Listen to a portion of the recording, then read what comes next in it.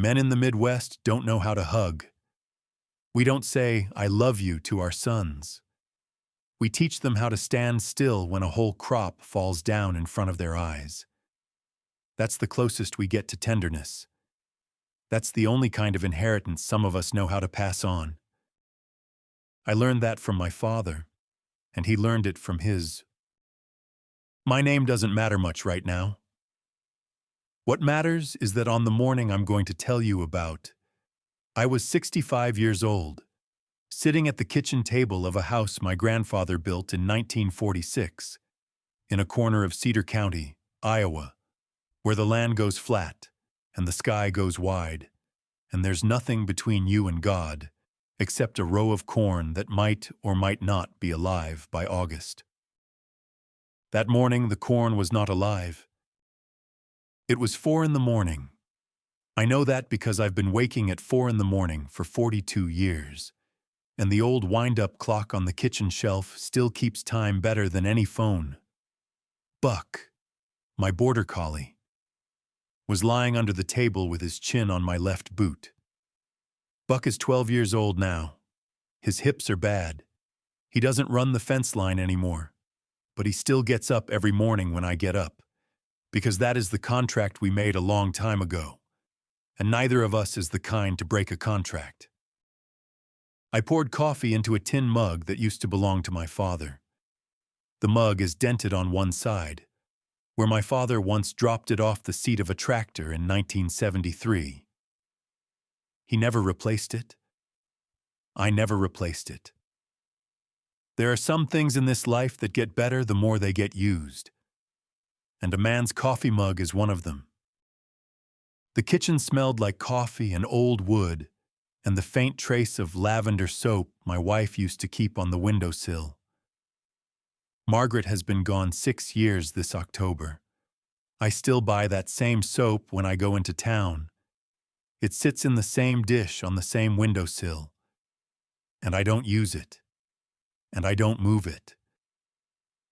There is a green apron hanging on the hook by the back door, with a stain on the front pocket where she once spilled blueberry filling, making a pie in 2017.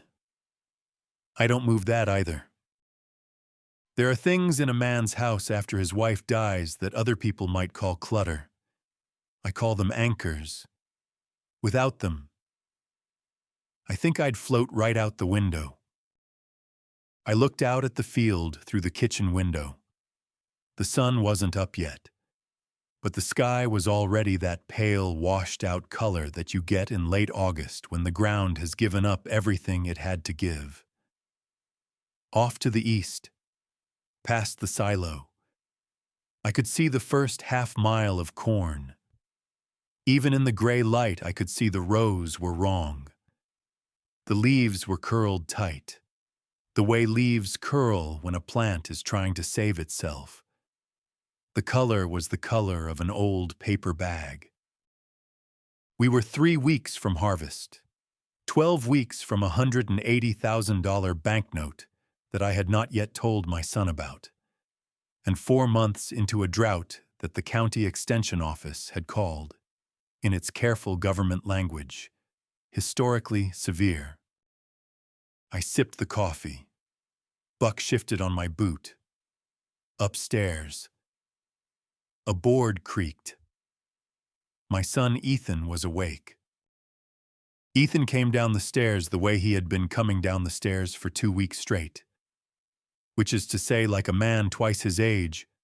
He's 28. He's 6'1". He has his mother's brown hair, which she always said was the only thing about him that wasn't mine. And he has the kind of hands that should belong to a man who works with his head, not the soil. Long fingers. Good for a piano he never learned to play, or for the laptop he still keeps charging on the kitchen counter, or for tapping a pencil against the rim of a coffee cup while he runs numbers in his head at midnight. He had not shaved in 5 days. The flannel shirt he was wearing had a dark smear of engine grease on the left cuff that he hadn't tried to wash out. His eyes were that particular shade of red that comes from sleeping 4 hours and pretending it was 6. "Mornin'," he said. "Mornin'." That was the whole of our greeting. It had been the whole of our greeting for 9 days running. I poured him coffee. He took it standing up, near the window, looking out at the same field I had just been looking at. We did not stand together. He stood at his window. I sat at my chair. Buck looked back and forth between us like a man at a tennis match he'd given up trying to follow. I'd like to tell you that my son and I were close. I'd like to tell you we talked about things. I'd like to tell you that 2 years ago, when he quit his finance job in Des Moines and packed up his apartment and drove out here in a U-Haul with his books and his laptop and a girl named Claire visiting on weekends. I had said the right things to him. I had not. What I had said was, "Glad to have you."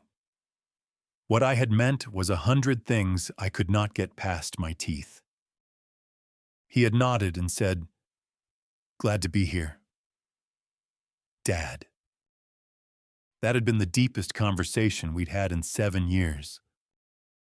Now, in the half-light of a kitchen that had once held my wife's laughter and my father's silences and 3 generations of arguments about hog prices and church and politics, my son and I drank coffee in the same room without saying anything at all.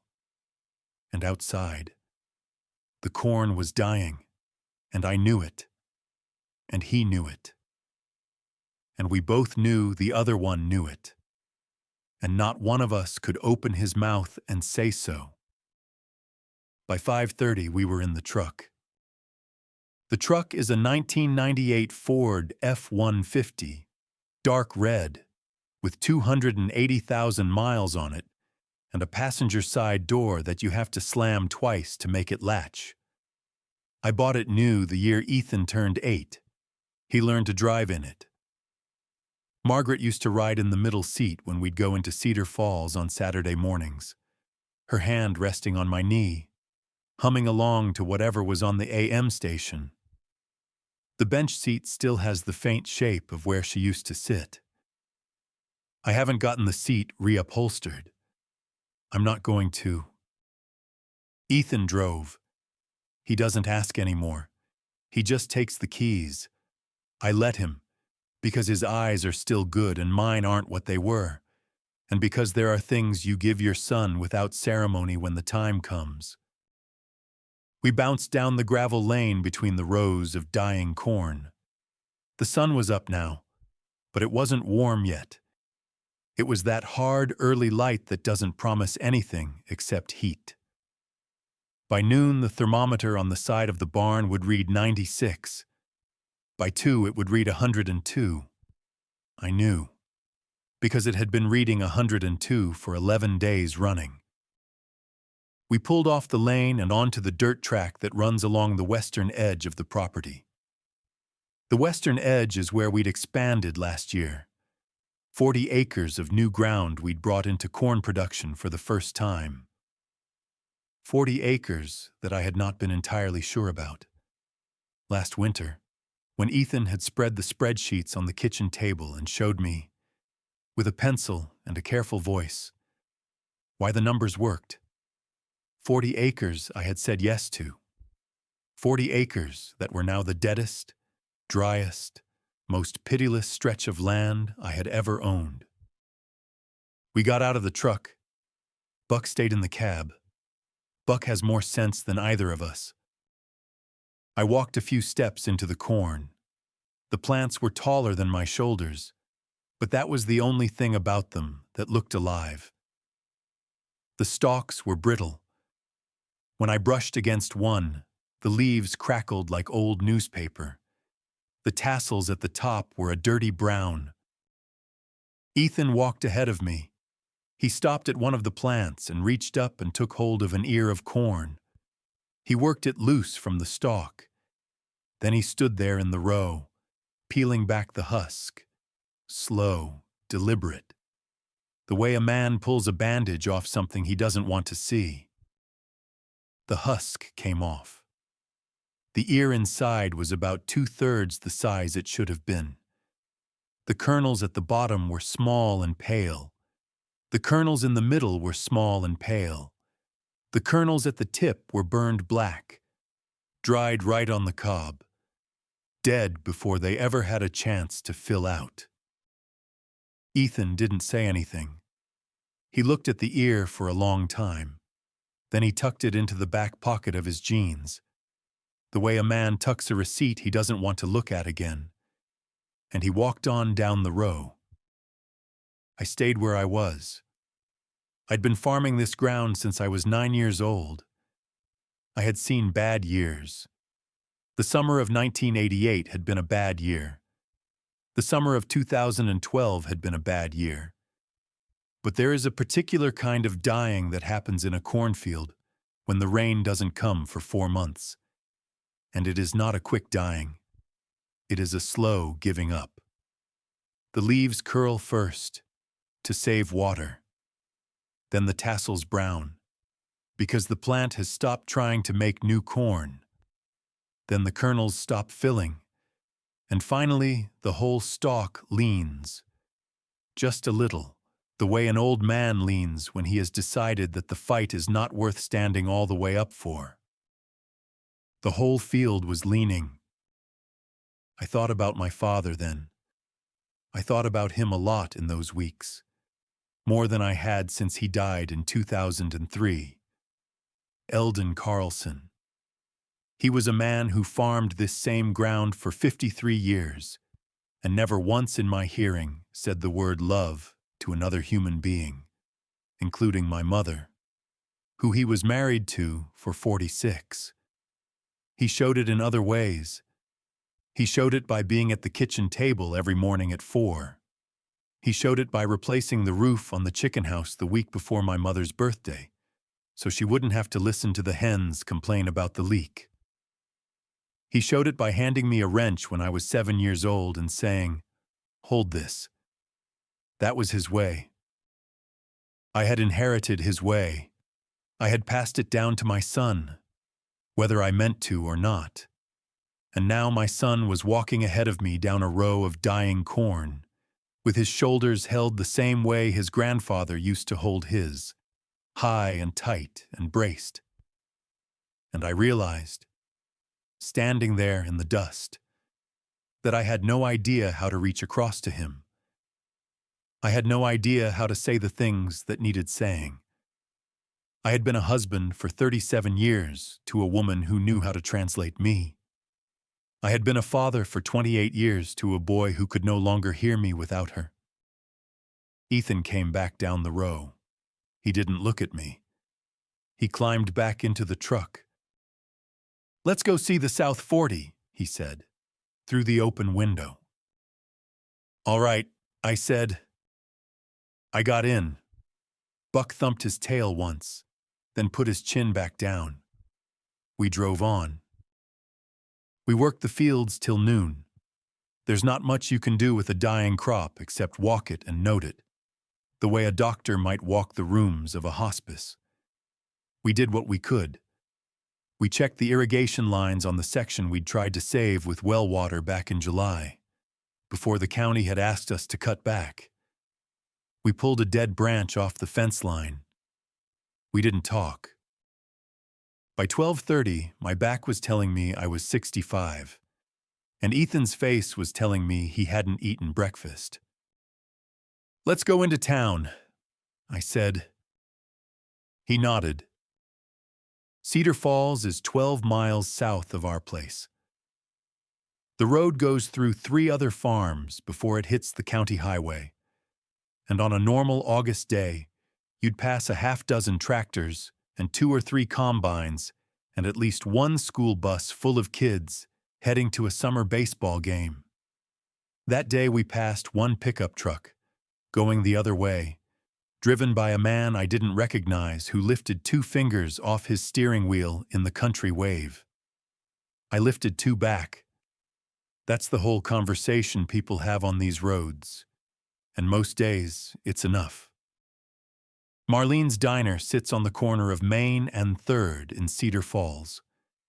The building used to be a Rexall drugstore in the 50s. The black and white tile floor is the same one I walked on as a boy holding my mother's hand. The booths are red vinyl with rips patched in 3 places using duct tape that Marlene swears is temporary, and has been temporary for 9 years. The coffee is bad and the pie is good.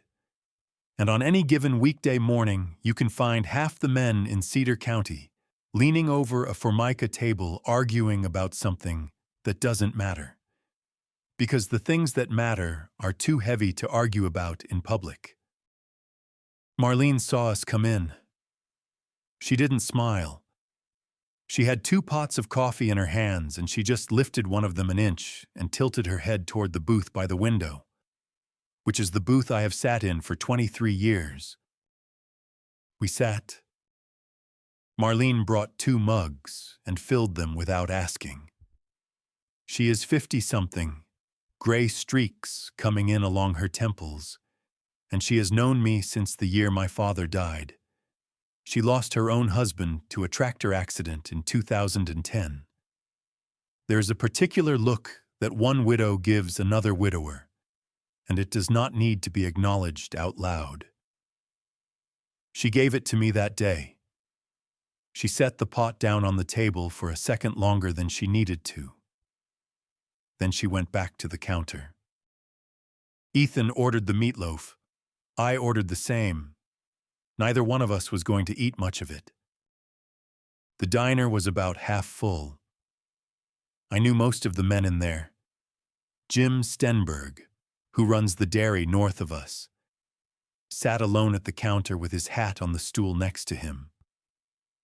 Bill and Marie Peterson sat in the booth across the aisle, but they didn't look up. There was a card table in the back, where 4 older men were playing Pinnacle the way they played Pinnacle every weekday at noon, and even their voices were lower than usual. You could feel it in the room. You could feel the drought sitting on every shoulder. While we waited for the food, I heard Jim Stenberg say something to Marlene at the counter. I caught the tail end of it. Anderson Place. Signed last Tuesday. The whole 120 acres. Marlene said something back. Low. I caught the word shame. Then Jim said, clear enough that everybody in the diner could hear it whether they wanted to or not. 1,800 an acre. 1,800. That land's worth 3,600 on a bad day. Bob Anderson farmed it for 31 years, and they walked in and took it for half. I felt Ethan still across from me. Who's they? I said. I knew the answer before I asked. Jim turned on his stool. He looked at me a long second. Agricor, he said. Out of Chicago. Some holding company. 3 farms in the county already this year. The Mulvaneys went in May, the Hoffmans in July, Anderson last Tuesday. I nodded. I sipped my coffee. They'll be calling you next. Tom, Jim said. Not unkindly. Just the way a man warns another man about weather coming. They know which places are leveraged. They know who borrowed for the expansion. Appreciate the heads up, I said. Jim turned back to his coffee. The meatloaf came. Ethan looked at his plate. He'd gone very still. I could see him doing the math in his head. The way he does. The way he had been doing it for weeks. Borrowed for the expansion. He'd been the one to make the case for the expansion. He'd been the one with the spreadsheet. Eat, I said quietly. We've got the rest of the day. He picked up his fork. He ate 3 bites. We left the rest of it on our plates, and I put a 20 on the table even though the check was $16.50. Because Marlene's tip is the one thing in this town I will not let drought touch. In the truck, on the way home, Ethan said, "Dad." "Yeah. How leveraged are we?" I thought about it. I thought about it for a half-mile of gravel road. I thought about the letter I knew was probably already in my mailbox at the end of the lane. I thought about my father, who would have lied. I thought about my wife, who would have told the truth gentle. "We'll talk about it tonight," I said. He nodded. He didn't push. That was the closest thing to a lie I had told him in 28 years, and I knew it as soon as it left my mouth. The letter was in the mailbox at the end of the lane. I knew the moment I saw the corner of it sticking out above the bills and the seed catalog. Cream-colored envelope. Heavier paper than they usually use. The return address printed in dark blue. First National Bank of Cedar Falls. Attention. Loan Services Division. I pulled out the whole stack of mail and held it on my lap while Ethan turned the truck up the lane. I slid the cream envelope down to the bottom of the stack, underneath the bills, where he wouldn't see it without rooting through. I am not proud of that, but I did it. We pulled up at the house. Ethan got out and headed straight for the barn without a word. He'd been doing that for 2 weeks now, going to the barn at the end of every day and staying there till 8 or 9, ostensibly to work on the John Deere or to check the irrigation pump. But really, I think, to be somewhere that wasn't the kitchen where his mother used to be and isn't anymore. Buck and I went inside. I sat down at the kitchen table. I put the mail in front of me. I moved the bills aside, one by one. Electric, propane, county extension renewal, veterinary clinic. Then there it was. A loan on the wood. First National Bank. I drank a half a cup of cold coffee before I opened it. The letter was 2 pages. I read both of them twice. Then I folded them in thirds and put them back in the envelope. Slow and careful, the way you fold a flag. The short version was this. The line of credit we'd taken out last winter, the one that had paid for the seed, the fertilizer, the irrigation extension, and the new well permit for the 40-acre expansion, had a balloon payment due on the 15th of September. The total balance, as of the date of the letter, was $180,214.27. The bank was, per the letter's language, extending an invitation for me to meet with their loan officer within 10 business days to discuss your options. I knew what options meant. I'd been around long enough. I folded my hands on the table and looked at the envelope. I thought about telling Ethan. I thought about it hard. I thought about walking out to the barn and putting the letter on the workbench and saying, "Son, here's where we are." But I didn't. I'll tell you why I didn't. Because there's no use lying about it. I didn't tell him because I had watched him for 2 weeks not sleep. I had watched him work himself nearly sick. I had watched him stand in a dying field and put a black-tipped ear of corn in his back pocket. And I knew, the way a father knows, that if I put that letter in his hand, he would carry it like a stone tied to his neck, and he would not let me take it back. There would be a time to tell him, this was not it. I opened the second drawer of the kitchen table, the drawer where Margaret had kept her grocery lists and her recipe cards, and where I now kept nothing in particular. And I slid the envelope underneath an old folded church bulletin. I closed the drawer. Buck watched me do it. He did not approve. Dogs don't. That evening, I made supper, ham steaks and green beans from the freezer. The green beans Margaret had put up 2 summers before she died. We still hadn't used all of them. I don't know what I'll do when the last jar is gone. Ethan came in at 8. He washed up. We ate. We did not talk about how leveraged we were. He looked at me once across the table, waiting. And I looked back at him. And I said nothing. And he didn't ask again. After supper, he went upstairs. I sat in the kitchen for a long time with Buck on my boot. Around 10 o'clock, I remembered the wrench. There's a wrench my father used to keep, an old crescent wrench with a wooden handle wrapped in electrical tape. And I had wanted it that afternoon to work on the loose bolt on the cultivator. I hadn't been able to find it in the barn. I remembered that the last time I'd seen it was years ago, when I'd put it in a box of my father's tools and carried that box up to the attic to get it out of the way. I lit the hallway light and pulled down the attic ladder. The attic of my house is a low, long room that runs the length of the second floor. It smells like dust and dry wood and old wool. There is a single bare bulb on a pull chain. When I pulled the chain, the light came on yellow and weak, and the shadows in the corners didn't move.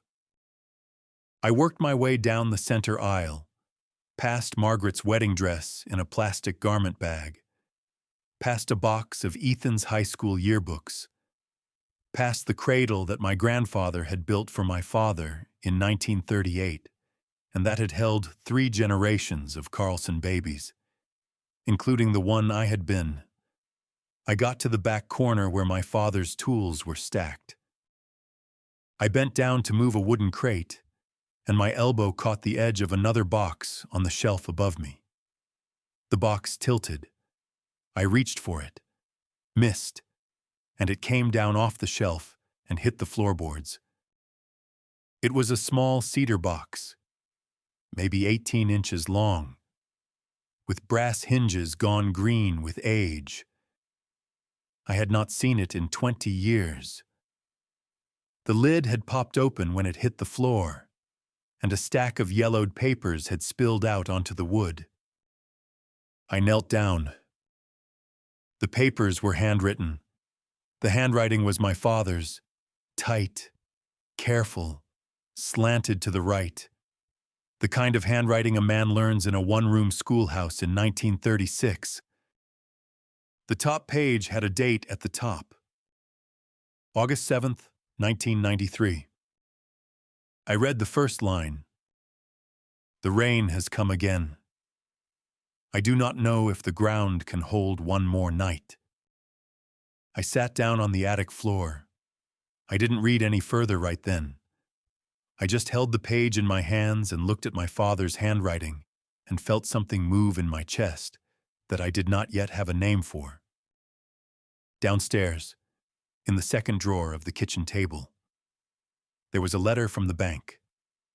Up here, in my lap, there was a journal from the year my father had almost lost everything and somehow had not. And in the barn, my son was probably still bent over the John Deere, refusing to come in. I didn't know yet that those 3 things were tied together. I didn't know yet that there was a thread running back 30 years, and forward into a spring I could not see, and through every silent meal my son and I had eaten that summer. But I felt the weight of the cedar box in my lap, and I felt the weight of the envelope in the drawer downstairs, and I knew, the way a farmer knows when a storm is still 6 hours out but coming, that something was on its way. I closed the box. I carried it down the ladder. I set it on the kitchen table next to the drawer where the bank letter was hidden, and I turned out the light, and I went to bed. Buck slept at the foot of the stairs that night. He hadn't done that in a year. The week that followed was the longest week of my life, and I have lived through some long ones. Ethan started getting up at 3:45. I don't know if he set an alarm or if he just stopped sleeping. By the time I came down at 4, he was already at the kitchen counter, hunched over his laptop with a coffee going cold by his elbow, scrolling through weather models and grain futures and irrigation cost calculators with the focused, glazed expression of a man trying to outrun something he cannot outrun. I'd stand in the doorway a second before he noticed me. I'd see the back of his neck, the way the muscles there had gone stringy from stress. I'd see his shoulders pulled up around his ears.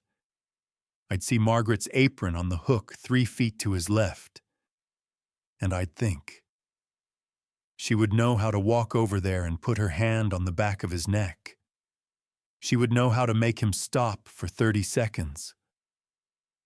I don't.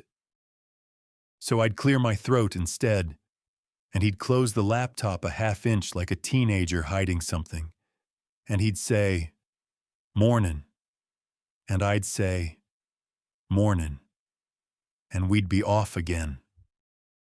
He had a plan. That much I'll give him. My son does not break in the way some men break. He doesn't drink. He doesn't slam doors. He doesn't disappear for 3 days to a casino in Council Bluffs, the way I've seen other men do when the ground starts to slip. My son makes a plan. He makes a plan, and he works the plan. And if the plan doesn't work, he makes a different plan, and he works that one too. His plan that week was, in no particular order, salvage what corn we could for cattle feed instead of grain. Call every silage buyer within 100 miles to lock in a price before the rest of the county thought of it. Contact the county extension office about emergency drought programs. Price out a smaller, more efficient irrigation system for next spring on the assumption we'd still be here next spring. And, on top of all of that, drive out to the Hoffman place. The farm Agricorps had bought in July, to see what kind of equipment they'd left behind that we might pick up cheap at auction. It was a good plan. It was the plan of a man trying to fight a forest fire with a garden hose, but it was still a good plan. And it was the only plan we had. And I helped him with every piece of it that I could help with. What I did not do, all that week, was tell him about the letter in the kitchen drawer. Every morning I'd stand at the counter and pour my coffee and feel that envelope underneath the church bulletin, like it was a living thing, a small, mean animal I was keeping in the house without permission. Every evening when I sat down at the kitchen table to look over the day's numbers with him, I'd be sitting 6 inches from it. Every night I'd go to bed and tell myself, tomorrow I'll tell him. I didn't tell him. What I did instead was wake up at 3:30 so I could be downstairs before he was. I'd take the cedar box my father had left in the attic, the box I'd brought down that first night, and I'd sit at the kitchen table with it open in front of me, reading my father's journal 1 page at a time in the quiet hour before the world started up. I read slow. Eldon Carlson did not waste words. He wrote in pencil, with a fine, sharp point, and he never used 3 sentences where 2 would do. The journal covered the spring and summer of 1993, the year of the big flood. I had been 32 years old that year. I had been farming alongside my father, but I had not lived in this house. Margaret and I had been renting a place over near Waterloo, and Ethan was 3 years old, and I had been out here every morning at 5 and home every night at 8, and I had thought I knew what my father was going through. Reading his journal that week, 30 years later, I realized I had not known anything. He wrote about the rain coming for 14 days straight in July. He wrote about the river rising. He wrote about driving the cattle up to the high pasture in the middle of the night by the light of a single flashlight, while my mother held a kerosene lamp on the back porch. He wrote about watching the water come up over the bottom rail of the corral. He wrote, and this is the line that made me stop reading the first morning and just stare at the wall. I knelt down in the barn with the water at my belt, and I counted the cows by touch because I could not bear to see them in the lantern light. I counted 11. The morning before, I had 22. He had lost half his herd in one night. He had never told me. I had been 32 years old, his only son, working the same ground he worked, and I had not known he had lost half his cattle. He had told me that fall that we'd had a hard year. He had told me we'd need to tighten up. He had told me to take a temporary job at the co-op over the winter to bring in some cash. He had not told me about the 11 cows. I sat at the kitchen table on the third morning of that week, and I thought, my God, the silences I have inherited. I thought, my son is sitting upstairs right now, not sleeping, because he thinks he is the only Carlson who ever brought a bad year onto this farm. I thought, I am sitting down here at 4 a.m, hiding a bank letter in a drawer, because I think I am protecting him. I thought, my father did the same thing to me, and I never forgave him for it, even though I never knew I hadn't forgiven him for it. Until right now. And then I closed the journal, because Buck had lifted his head, which meant Ethan was on the stairs. I put the cedar box back in the cabinet under the sink. I poured a fresh cup of coffee. I sat down where I had been sitting. By the time Ethan came into the kitchen, I was just a man drinking coffee in the dark, the way I had been for 40 years, and nothing on my face gave anything away. I am not proud of how good I am at that, but it is one of the things my father taught me, and I am, in the end, his son. The suppers were the worst part. In the daytime, there was work. And work is a mercy when a man doesn't want to feel anything. You can move bales and check fence and run numbers and call buyers, and your hands and your head are busy, and the day passes. But supper is a different kind of time. Supper is the time when a family is supposed to come back together. The plates come out. The lights come on. Outside the windows, it gets dark.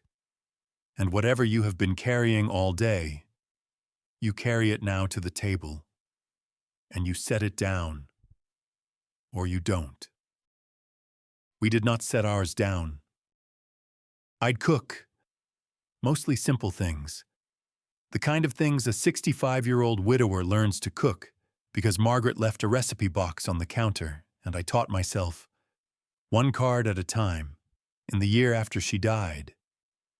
Meatloaf, pot roast, beef stew, ham and beans. The kind of food that has been served at Iowa kitchen tables for 100 years. I'd put 2 plates down. We'd sit. We'd eat. The kitchen has a long pine table that my grandfather built. It seats 8.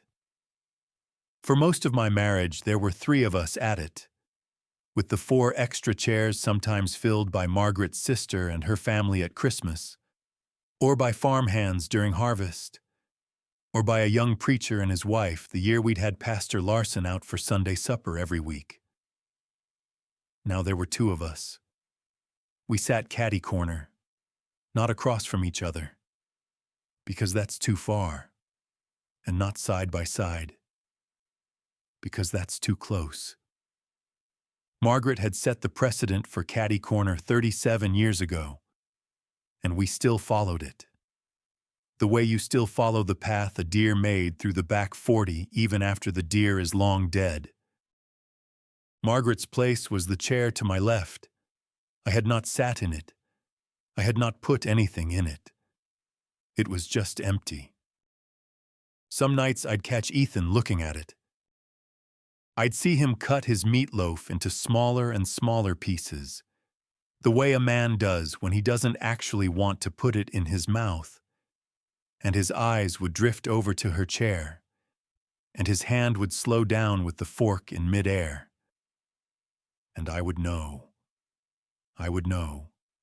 that he was hearing her voice in his head, the same way I was. Margaret had been the talker. Margaret had been the one who made the supper table a place where things got said. Honey, how is school? Tom, did you hear what the Petersons are doing with their North Field? Did anyone read the paper this morning? What an awful business that was up in Minnesota. Margaret could fill a room with words the way some women fill it with light. And now she was gone. And we two were trying to eat dinner in the place she had built, and we did not know how. One evening, I think it was the Wednesday, I tried. I cleared my throat partway through the meal. Ethan looked up. I had not made a sound at supper in 9 days that wasn't related to passing the salt, and his head came up sharp, the way a deer's does at a snapped twig. I said, "Your mother." I got that far. I looked at her chair. I looked back at my plate. The words I had been trying to put together stuck in my throat like a piece of bread that had gone down sideways. I had been going to say, "Your mother would know how to fix this. Your mother would say something funny and the whole table would feel different. Your mother loved you, Ethan, more than anything. She would not want you carrying this." What came out of my mouth instead was, "Your mother used to put more onion in the meatloaf." Ethan looked at me a long moment. Then he gave a small, tired nod. "Yeah," he said. "She did." We finished eating in silence. Later that night, after Ethan went upstairs, I stood in the kitchen with the dishes done and the light off, just looking at the green apron on the hook by the back door. The kitchen was very quiet. Buck was asleep on the rag rug under the table. The refrigerator hummed. Outside, the cicadas had started up in the cottonwoods along the lane, the dry, rasping song they make in a drought, like they're trying to call the rain by sheer noise. I walked over to the apron. I touched the stain on the front pocket, the blueberry stain from 2017, the August she had spent making 17 pies for the Lutheran church bake sale because she had decided, in her quiet, stubborn way, that the church needed a new roof and she was going to bake one for them. She had made me eat the one pie that didn't turn out, the one with the lopsided crust. I had eaten the whole thing in 2 days. She had laughed at me from the doorway of this very kitchen.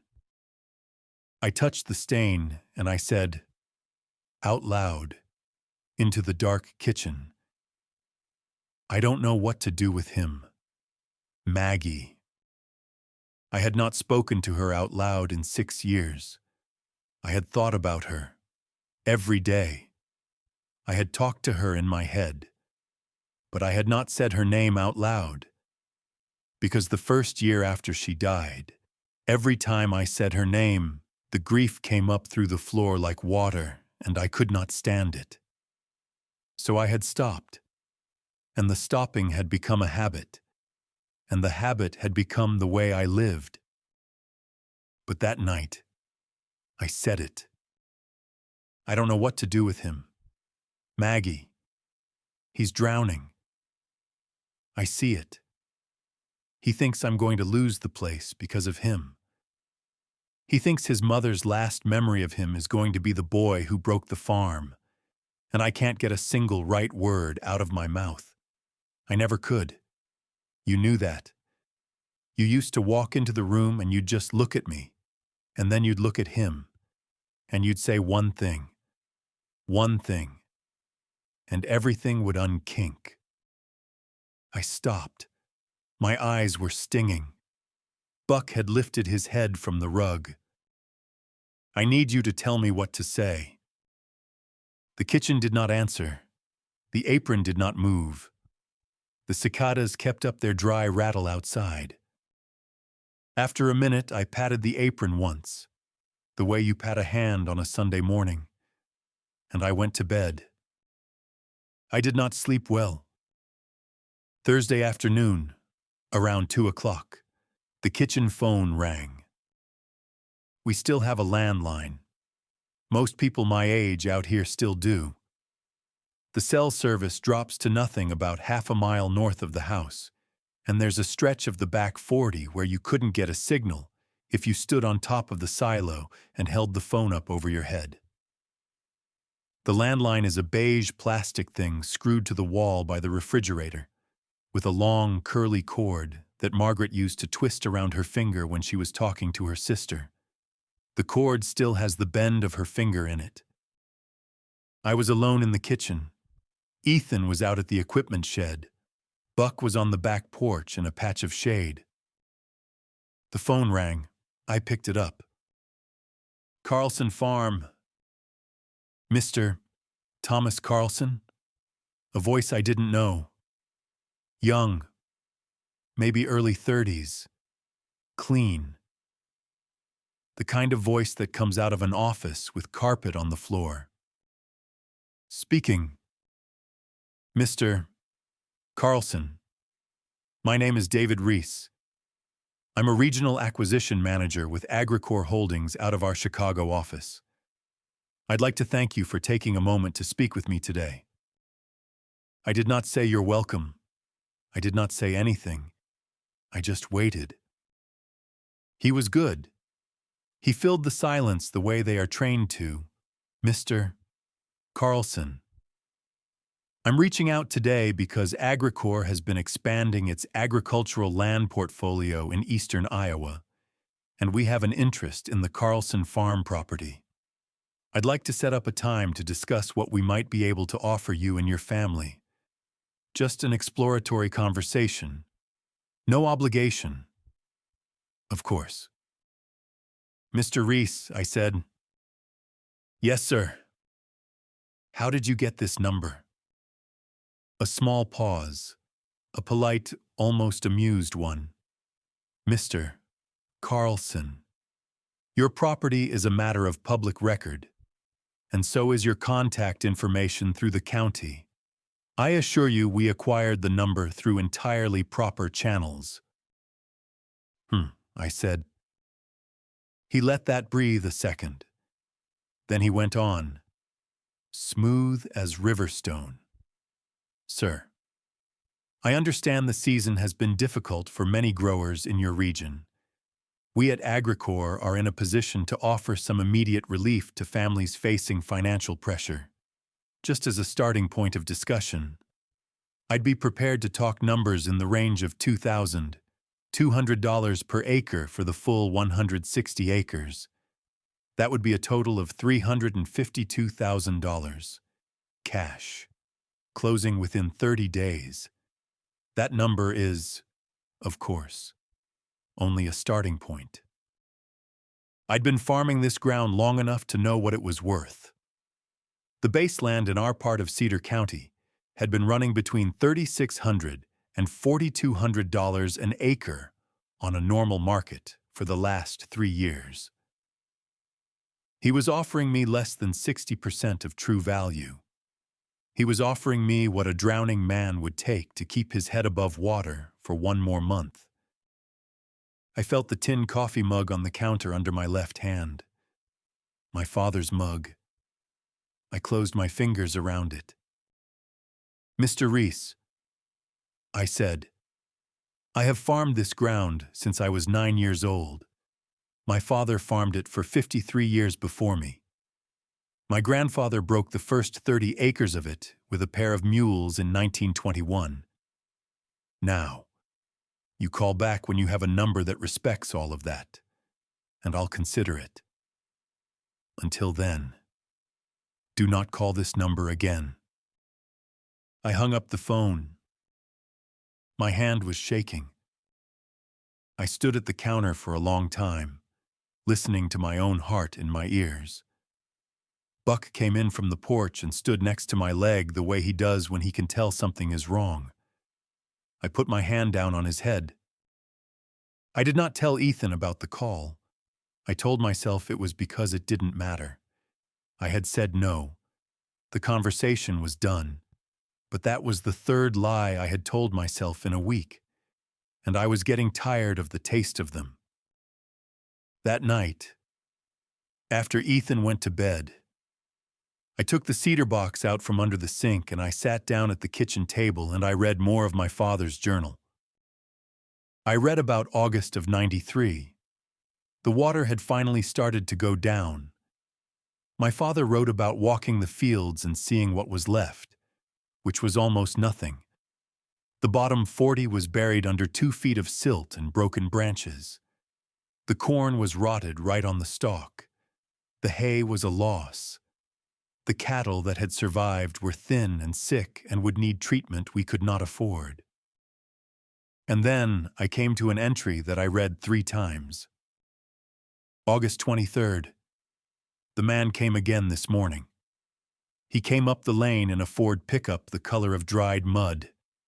He did not park near the house. He parked at the gate and walked the rest of the way. He carried an envelope. He set it on the kitchen table.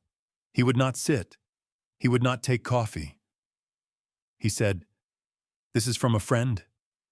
He said, "You do not need to know my name."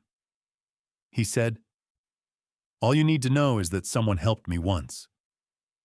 I asked him 3 times. He shook his head 3 times. He left. The envelope had $4,000 in it. Cash. Mary and I sat at the kitchen table for 2 hours after he left. We did not cry. We did not speak.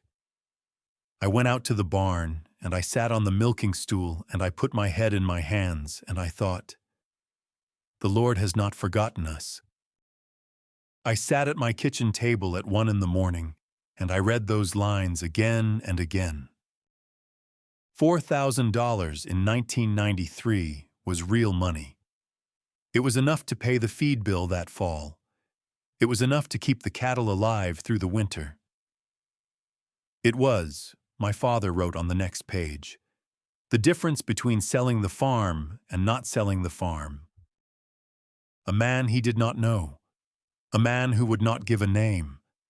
A man who said only, "Someone helped me once." I closed the journal.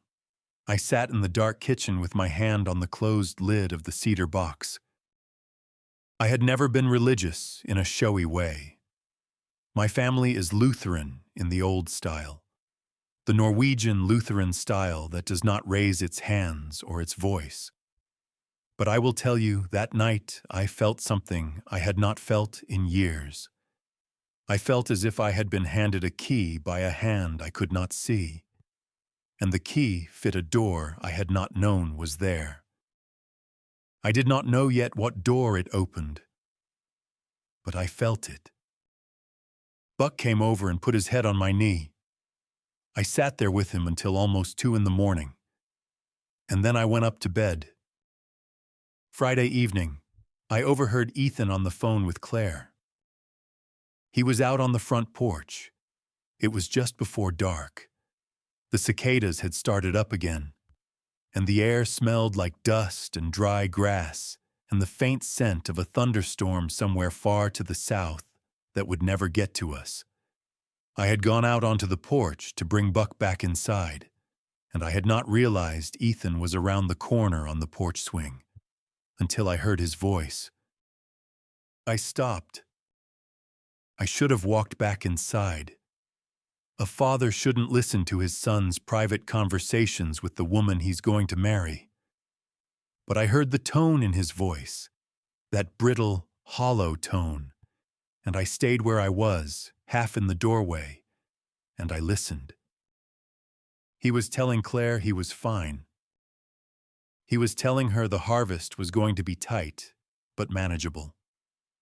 He was telling her not to worry.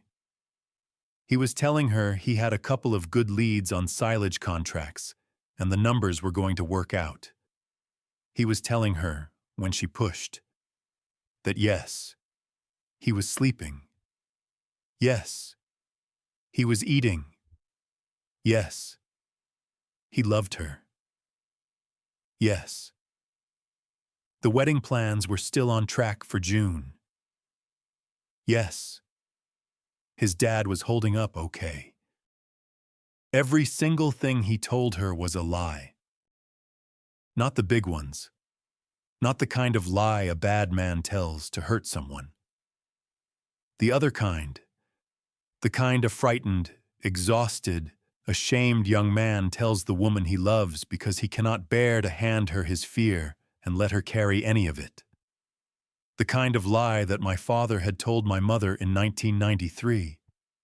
The kind of lie that I had told Margaret more than once, in years that had gotten thin, and that she had always seen through and never called me out on. Because she had loved me in that particular way that some women love stubborn men. I stood in the doorway and I listened to my son lie to his fiancée. And I felt something in my chest that was not anger and was not grief, but was the cousin of both of them. I walked back inside. I sat down at the kitchen table. I put my hands flat on the wood. I looked at the cabinet under the sink where the cedar box was. I looked at the drawer where the bank letter was. I thought, this is 2 weeks I've sat in this kitchen and lied to my son the way he is out there lying to that girl. This is 2 weeks of all of us protecting each other into the ground.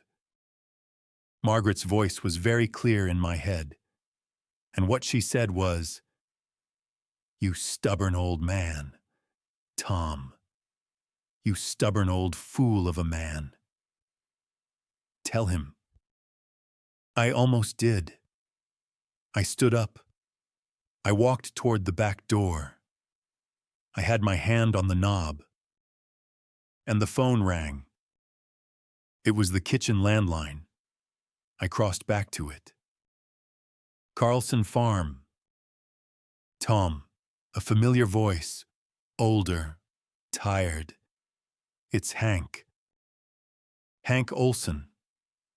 Best friend I had on this earth that wasn't a dog. The man who in 1968 had punched a boy named Curtis Boyd in the mouth for me behind the gymnasium of Cedar Falls High School, after Curtis had called my mother a name I will not repeat here. The man who had stood up at my wedding to Margaret. The man whose wife Linda had brought hot dishes over to this house every other day for the 6 weeks after Margaret died. The man who had also, for the last 22 years, been the branch manager of First National Bank of Cedar Falls. Hank. Tom, are you home tomorrow morning? Saturday morning? Yeah. I'd like to come out, just for a little while. I didn't ask why. There are friendships that have earned the right not to be asked why. Anytime after 8, I said, I'll have coffee on. All right. A pause. Then, Tom. Yeah. Don't talk to anybody at the bank until I get out there. Not Mike, not Teresa, not anyone. You understand me? The hair on the back of my neck stood up. I understand you. Good. See you tomorrow. He hung up. I stood with the phone in my hand for a few seconds. Then I put it back in the cradle. I went out onto the front porch. Ethan was off the phone now, just sitting on the swing in the dark with his elbows on his knees and his hands hanging down between them. Buck had wandered out and was lying at his feet. Ethan didn't look up when I came out. I sat down in the rocker next to him. I didn't speak. We stayed like that for maybe 10 minutes. The crickets were going. A coyote called once, somewhere out past the South 40. The first stars were coming out, the brightest ones first, the way they always do. After a while, Ethan said, very quietly, without looking at me, "Dad, I'm sorry." "Don't," I said. "I am, though. I know you are," I said, "and I am telling you. Don't. There's nothing to be sorry for tonight. Go to bed. We've got a long day tomorrow." He nodded. He sat a minute more. Then he got up, patted Buck once on the head, and went inside. I stayed on the porch alone. Tomorrow Hank Olson was driving out here. Tomorrow my best friend, who also worked for the bank that was about to put a lien on my family's ground, was going to tell me something he had specifically refused to tell me over the phone. And somewhere in Chicago, a man named David Reese was probably already writing my name down on a list of farms to come back to in October. I watched the stars come out a long time. Buck stayed with me. I went in around 11. I did not sleep. Hank pulled up the lane at 8:15 the next morning. He drove the same maroon Buick LeSabre he had been driving since 2014. The kind of car a small-town banker drives when he wants people to know he is not putting on airs.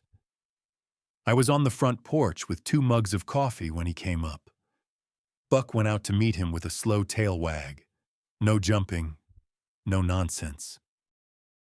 Hank came up the porch steps a little heavier than he used to. His hair was mostly white now, and he had grown a beard the year before that did not entirely suit him, and his wife Linda had told him so to his face, and he had kept it anyway. That is one of the things I love about Hank.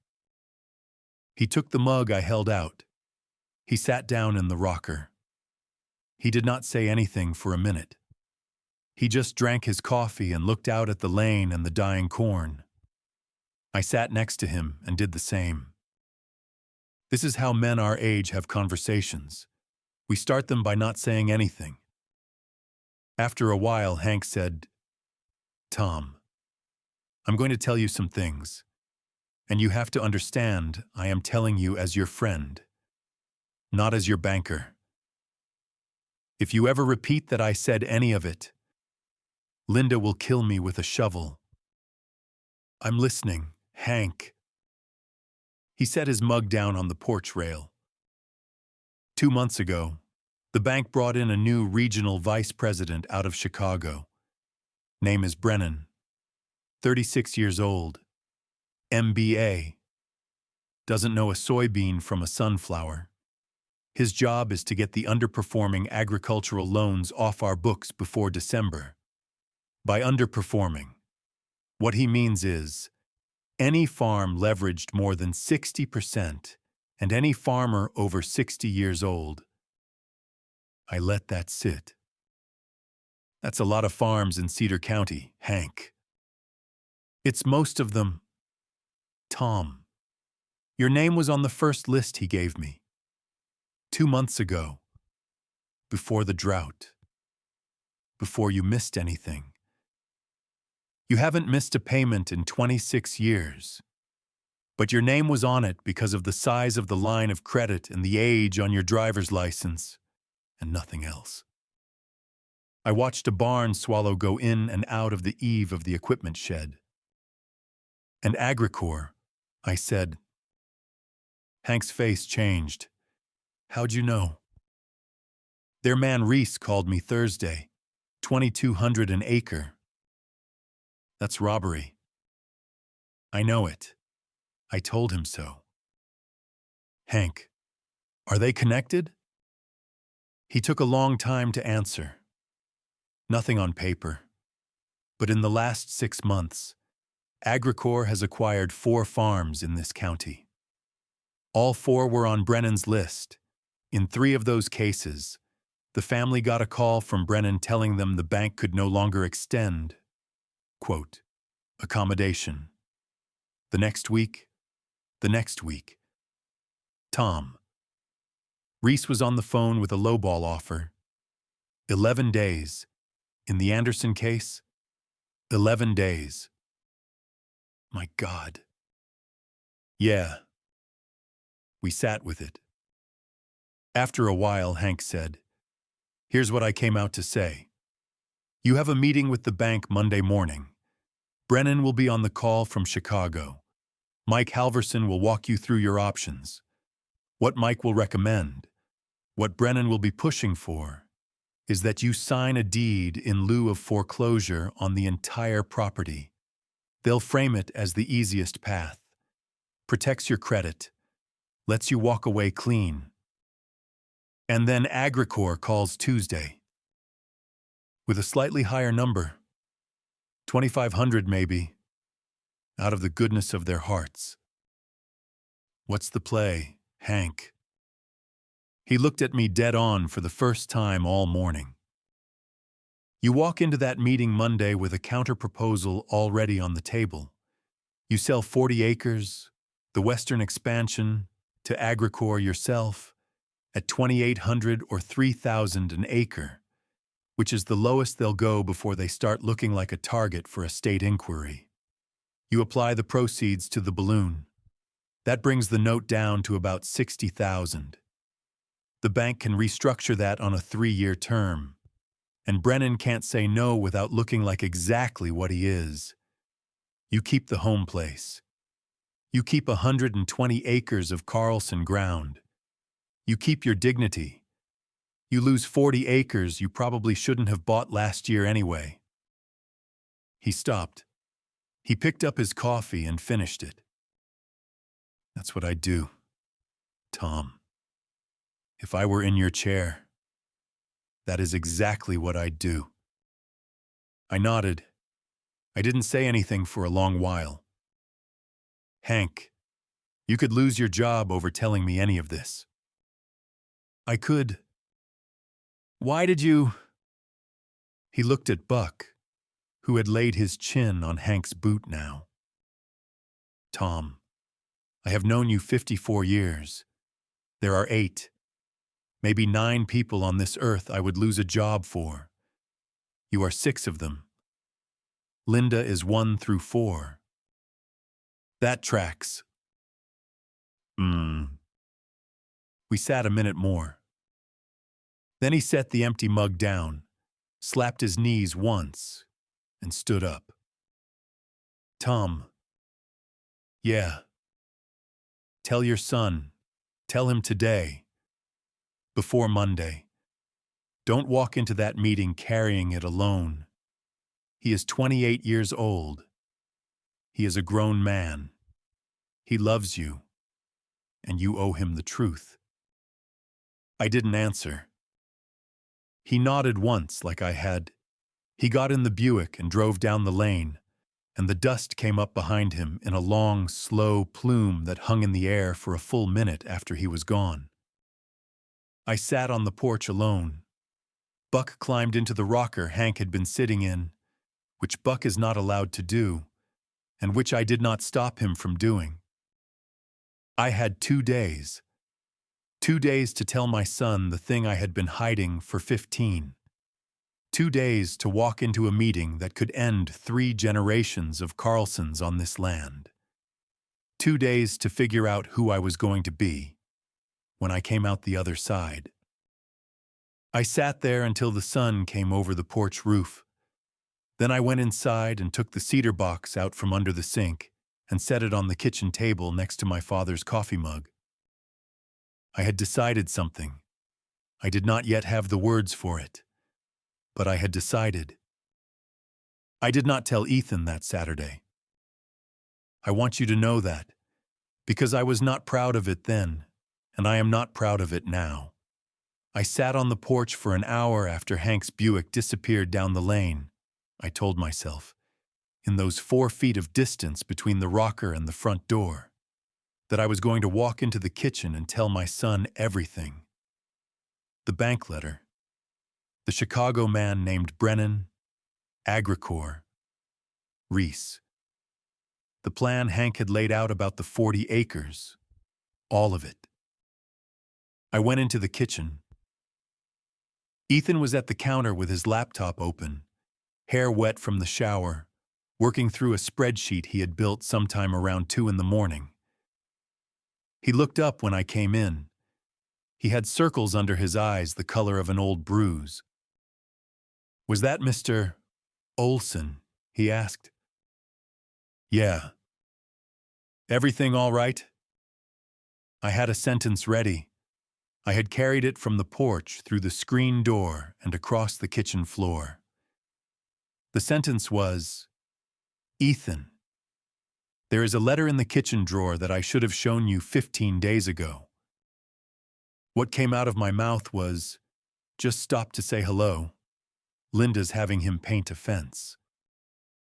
Ethan smiled, a small, tired smile. "Sounds about right." He looked back at his laptop.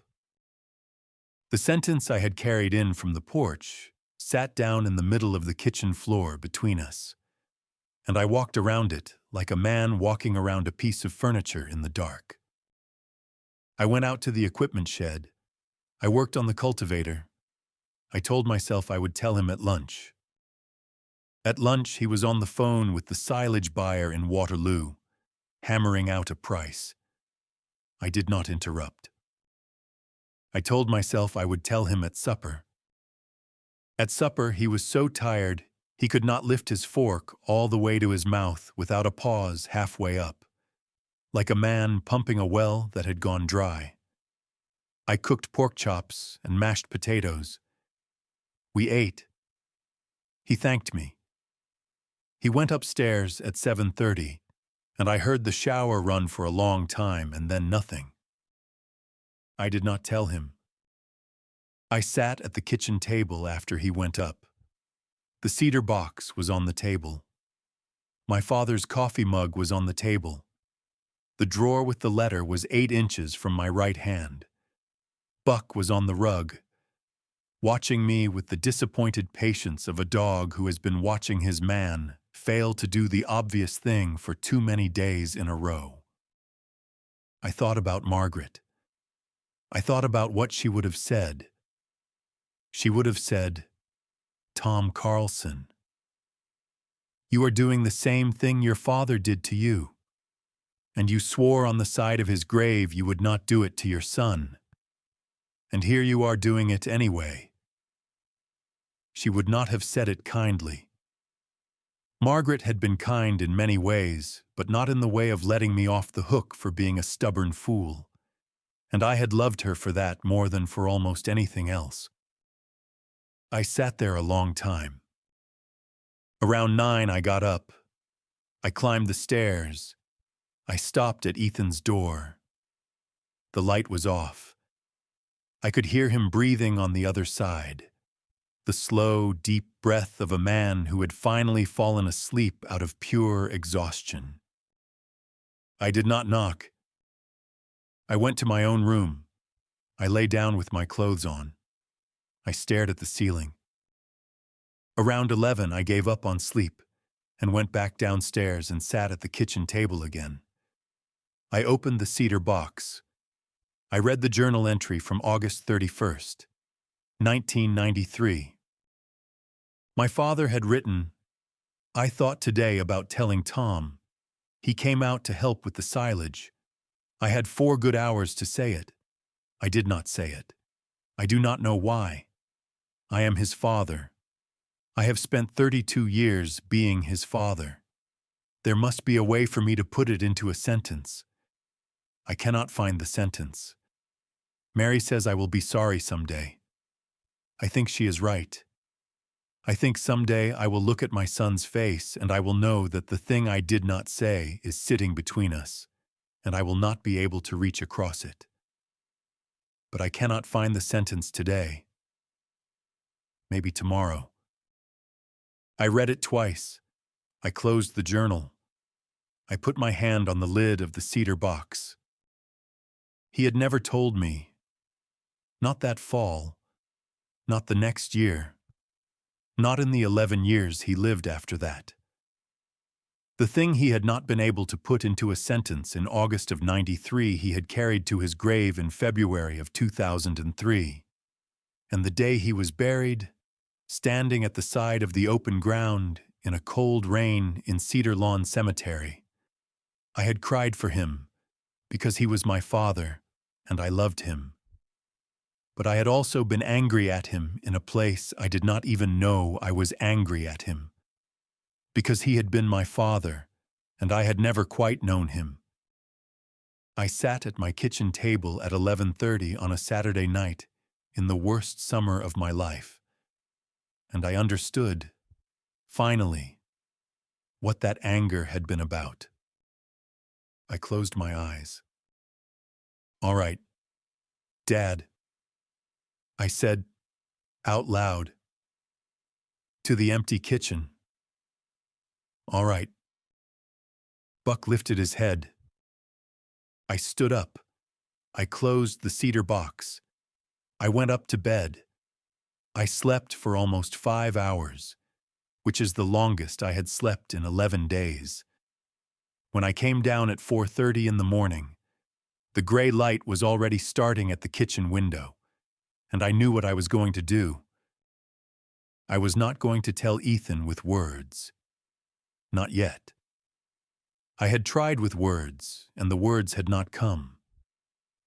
I was going to take him into the field on Monday morning, before the bank meeting at 2, and I was going to put the wrench in his hand, and I was going to let the day do the telling. That was my father's way. That had always been my father's way. He had not been able to say it, but he had been able to put a wrench in my hand when I was 7 years old and say, "Hold this." And I had held it for 58 years, and I had finally understood what he meant by it. Sometimes the words come later. Sometimes a man's hand on a tool is the only sentence he knows how to write. Sunday morning we went to church. We have gone to church almost every Sunday of my life. Margaret used to say that the Carlson men would show up at St. Olaf's Lutheran if the building was on fire, and the pastor was running out the back door. Because that's just what we did. And that was true enough that I never argued with her. St. Olaf's sits on a low rise on the north edge of Cedar Falls. A white clapboard building with a steeple that needs paint every 6 years, and a graveyard behind it where 4 generations of Carlsons are in the ground, including my parents and Margaret. The bell still rings at 9:45 every Sunday morning. Pastor Hendricks is the 3rd pastor I've sat under in this building, and he is a good man, 61 years old, soft-spoken, with a Norwegian last name and the kind of preaching that does not raise its voice. Ethan drove.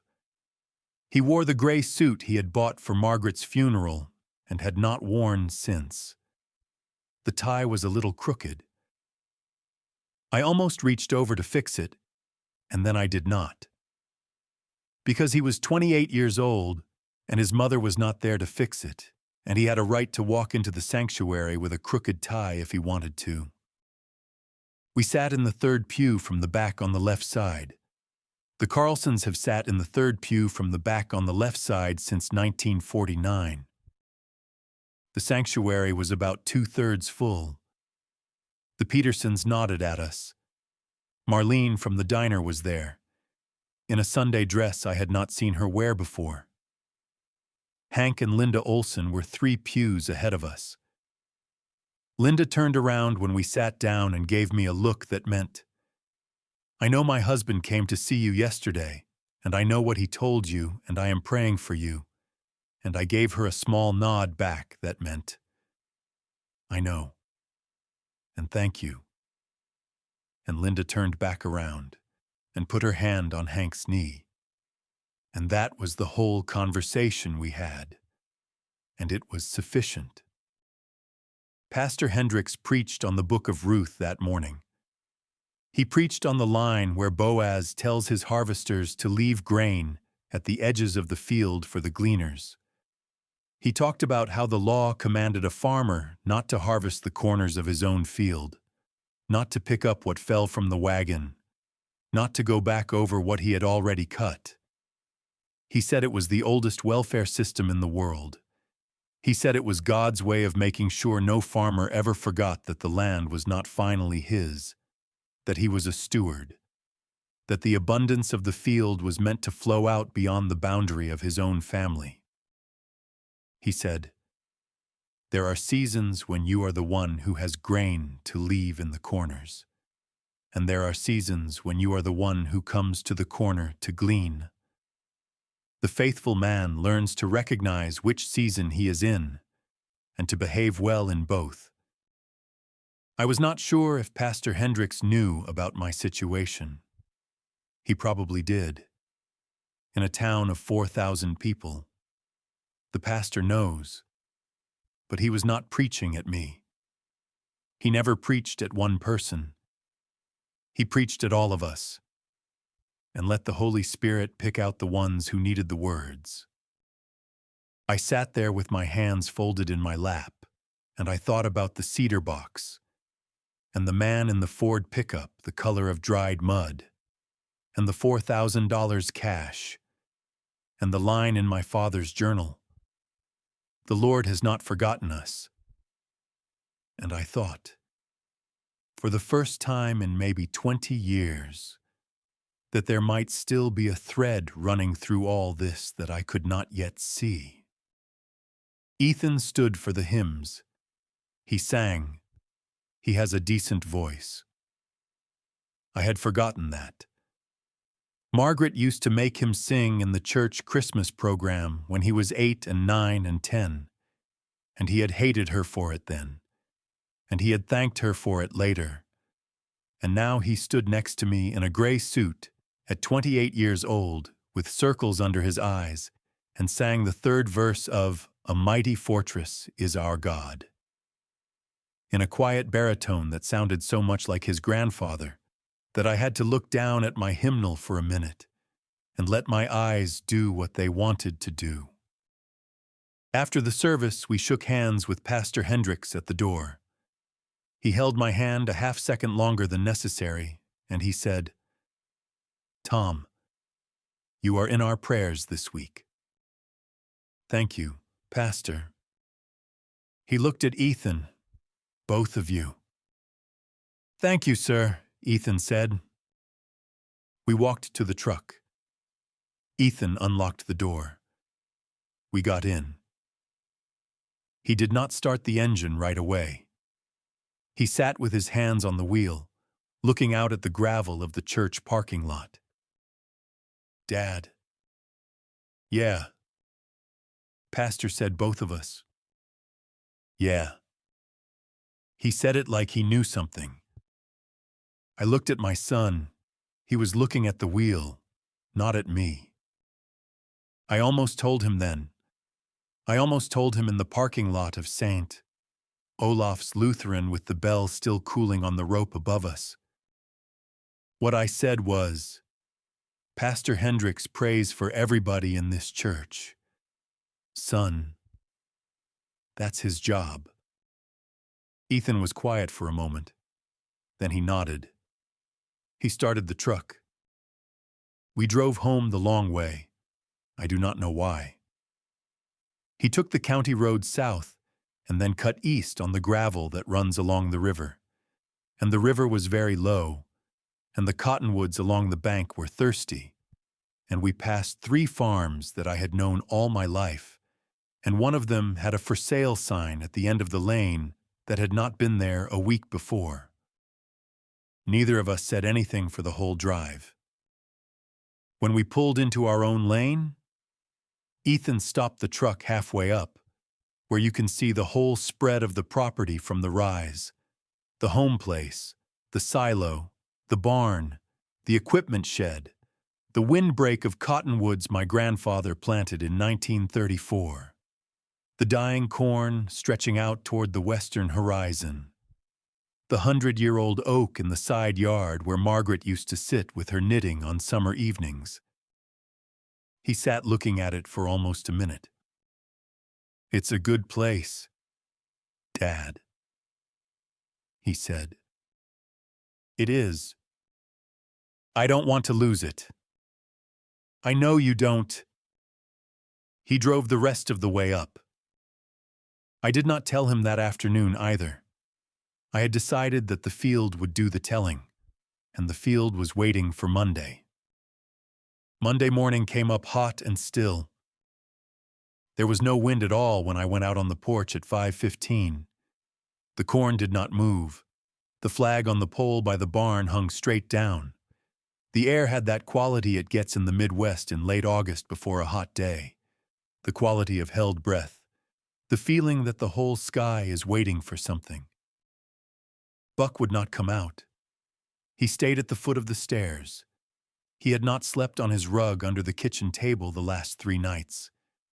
He had been sleeping at the foot of the stairs, and I had stopped asking why. Ethan came down at 5:30. He was wearing his work clothes, Carhartt pants, a faded green t-shirt with the John Deere logo on the chest that he had owned since high school, work boots. He had shaved. He looked, for the first time in a week, like he had slept more than 4 hours. "Bank meetings at 2. He said. He had remembered. "Yeah. You want me to come with you?" "I want you to come with me, son." He nodded once. He poured a coffee.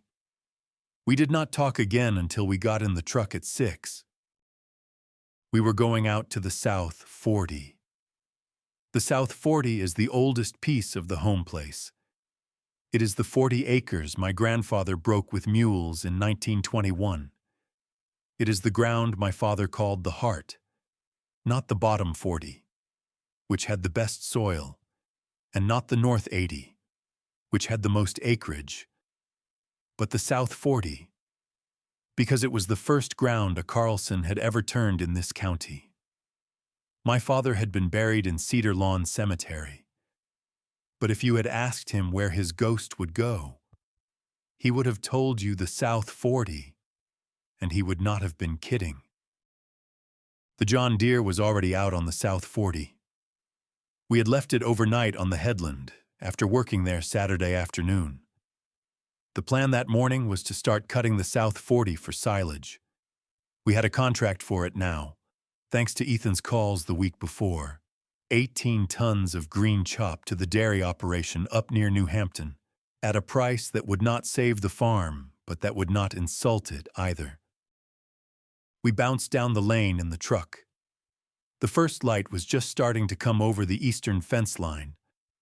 The corn on the South 40 was not as dead as the corn on the western expansion. The South 40 had old roots. The plants had reached deeper. The ears were small and the kernels were poor, but the stalks were green enough to chop. And that was worth something. We pulled up to the John Deere. It is a 1991 model, a 6580, dark green and yellow, with rust along the wheel wells and a new fuel pump I had put in last spring. It had been my father's last tractor. He had bought it the year before he died. He had sat on the seat of it exactly 4 times, and then his heart had quit on him in February of 2003, and the tractor had been mine ever since. Ethan climbed up first. He got the key in. The engine turned over twice and caught. Diesel smoke came up out of the stack in a black puff and then thinned out to white. I stood at the running board and watched him. He looked at the gauges. He let it idle a minute. He looked over at me. He saw, I think, that I was not in any hurry to climb up. Dad. Hold on a minute, son. I walked around to the back of the tractor. I lifted the toolbox lid that bolts onto the rear fender. Inside the toolbox, there is a crescent wrench with a wooden handle wrapped in electrical tape. The same wrench I had gone looking for in the attic the night I'd found the cedar box. I had brought it out of the attic the next morning and put it in the John Deere's toolbox, and there it had stayed. I took the wrench out. I came back around to the side of the cab. I climbed up onto the running board. I held the wrench out to Ethan, handle first. He looked at it. He looked at me. What's this for, Dad? This was your grandfather's wrench. He bought it new in 1958.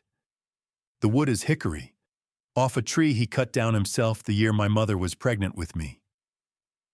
He wrapped the handle with electrical tape in 1970. He put it in my hand the first time when I was 7 years old, in the barn. And he said, "Hold this." That was the whole sentence. Hold this. Ethan took the wrench. He turned it over in his hand. The hickory was smooth and dark from 66 years of skin oil. He never told me you were a finance man before you were a farmer. Ethan, I said. He never told me you'd talked me into the Western expansion. He didn't know any of that, and he wouldn't have cared. If he were sitting here right now, the only thing he would want to know is whether you would still hold this. That is the only test of a Carlson man your grandfather ever applied. Hold this. Ethan was looking at me now. He was not looking at the wrench anymore. Get the tractor moving, son. We've got 8 hours of light. We've got a meeting at 2, and we've got a wrench, and a field, and each other. He closed his hand around the hickory handle. He didn't say anything. He didn't need to. He set the wrench down on the dashboard of the cab, not in the toolbox, on the dashboard, where he could see it. And he put the John Deere into gear, and the chopper head came down, and the South 40 started to fall. I walked behind it in the dust for the first half hour. Then I climbed up onto the running board and rode there, one hand on the cab rail, and I watched my son's hands on the wheel of his grandfather's tractor. And I thought, this is the closest thing to a sentence I am going to manage today. It was not enough. I knew it was not enough. But it was the beginning of one. We worked the South 40 till 1 o'clock. The dust was bad. The chopper head kicked up clouds of it, brown and gritty. And by mid-morning, we both had it caked in the corners of our eyes and the lines of our necks. The temperature climbed steady. 9 o'clock, 86, 11, 94, just past noon. The thermometer on the side of the cab read 101. Ethan drove. I rode the running board, then walked behind, then rode the running board again. We did not talk. There was no need. The wrench sat on the dashboard. He glanced at it once an hour, maybe more. I do not think he knew he was glancing at it. Around 12:45, we were on the last pass of the third land. I had climbed back up onto the running board to ride out the end of it. Ethan was leaning into a turn at the headland, swinging the chopper head wide to clear the fence, when there was a sound under the right rear of the tractor that I had heard exactly twice before in my life. It was the sound a tire makes when the sidewall lets go.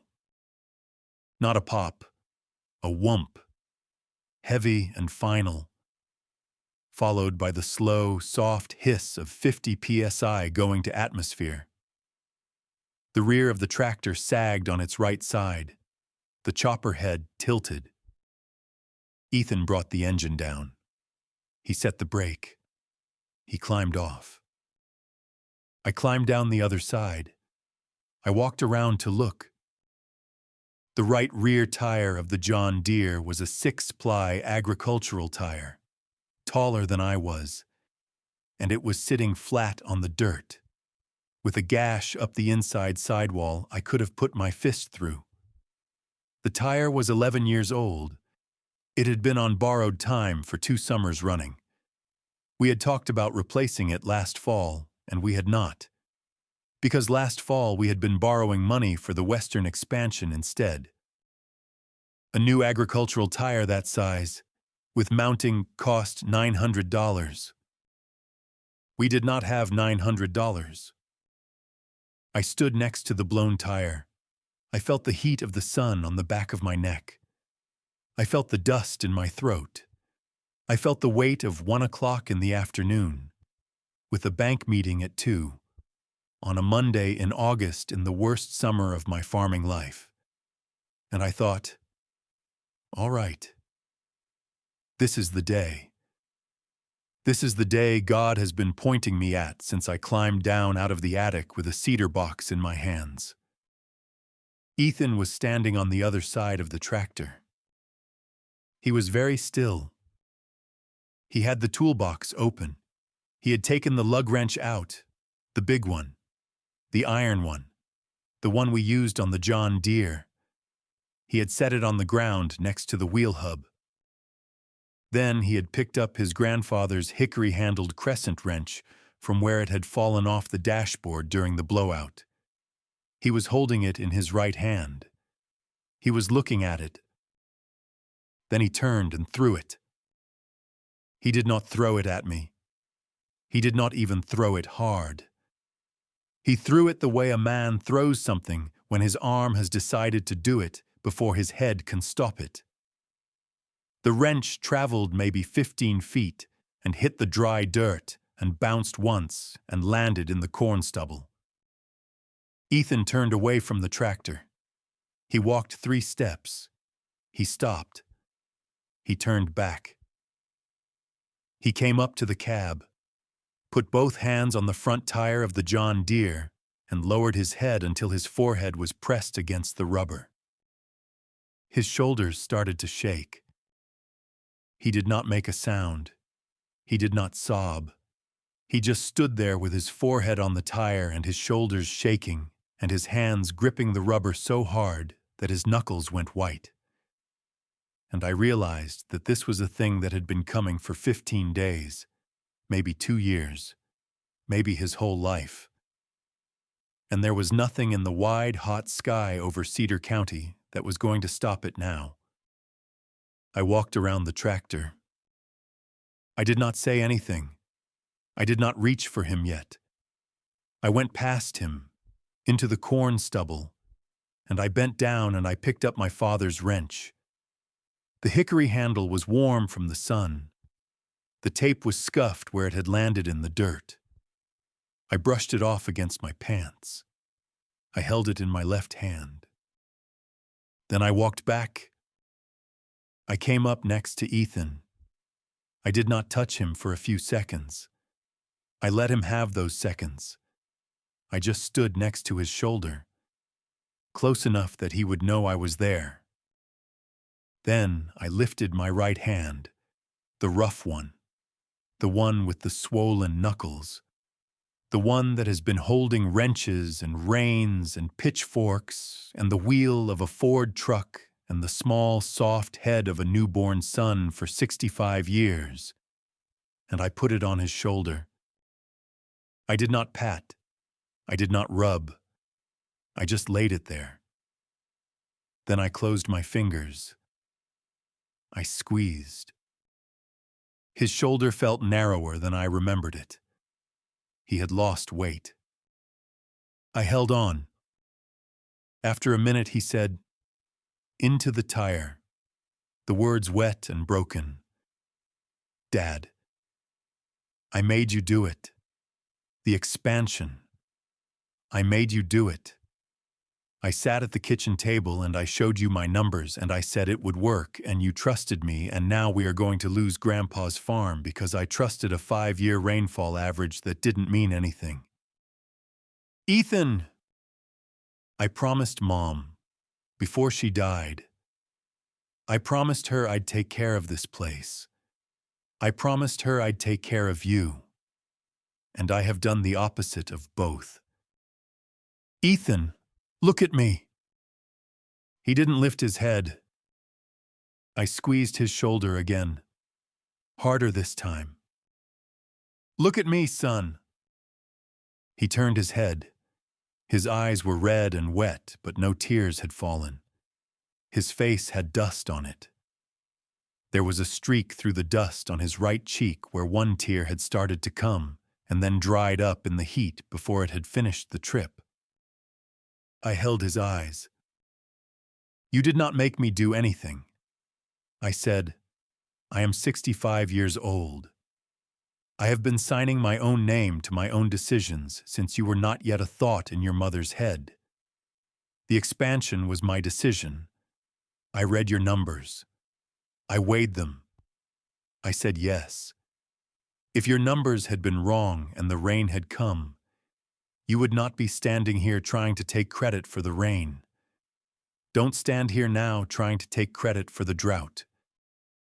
He stared at me. That isn't how this family works, I said. You hear me?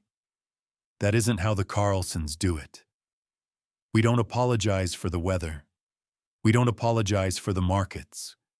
We don't apologize for the things that are not ours to apologize for.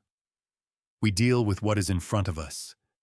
And what is in front of us right now is a flat tire and a bank meeting at 2 o'clock and 40 acres I am going to sell this afternoon to keep this place. That is what is in front of us. Not your guilt. Your guilt I will not have. Your guilt has no place on this farm. I let go of his shoulder. I put the hickory wrench back into his hand. Hold this, I said. He held it. He stood there with his grandfather's wrench in his hand, and the dust on his face and the streak through it where the tear had tried to fall. And he looked at me. And for the first time in 2 years, I saw my son look at me the way he used to look at me when he was 8 years old, before he knew how to hide from me, before he knew it was his job as a man to carry everything alone. I sat down then, on the running board of the John Deere, in the shade of the cab. I patted the metal next to me. Sit down a minute, drink some water. He sat. I pulled the steel thermos out of the floorboard of the cab. I poured cold water from it into the lid, which doubled as a cup, and I handed it to him. He drank. He handed it back. I poured another and drank it myself. We sat there for a long time. 2 men in dusty clothes leaning against a tractor with a flat tire under a 101-degree sun. I had a story to tell him. I had carried it in my back pocket for almost a week. I started telling it. Your grandfather lost half his herd in the flood of 1993. Ethan turned his head. He never told me. I said, I worked alongside him that whole summer and that whole fall. I did not know. I found out 3 weeks ago, when I went up in the attic to look for this wrench and knocked a cedar box off a shelf and a journal came out of it. He wrote everything down that summer. Everything. Things he never said out loud to me or to your grandmother or to anyone. 22 cows down to 11. The corn rotted on the stalk. He sat on the milking stool with his head in his hands and thought it was over. Ethan was very still.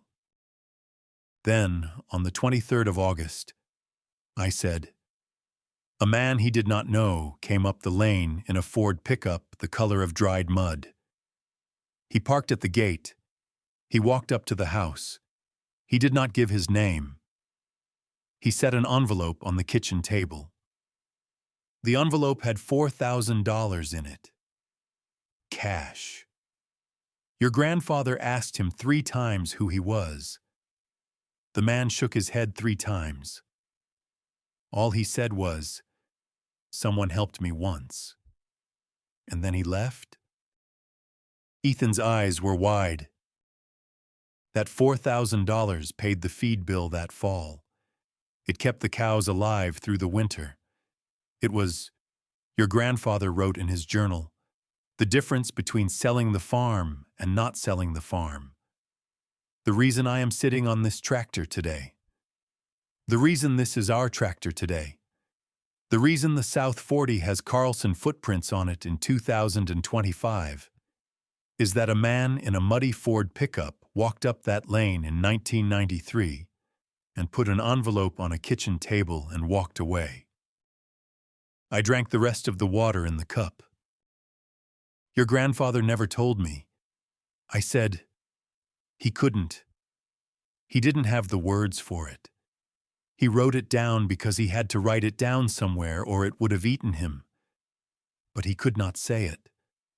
He took it to his grave in February of 2003, and I cried at that grave for a man I loved, and a man I never quite knew, because he was not able to hand me what was actually inside him. He could only hand me a wrench. I looked at the hickory handle in Ethan's hand.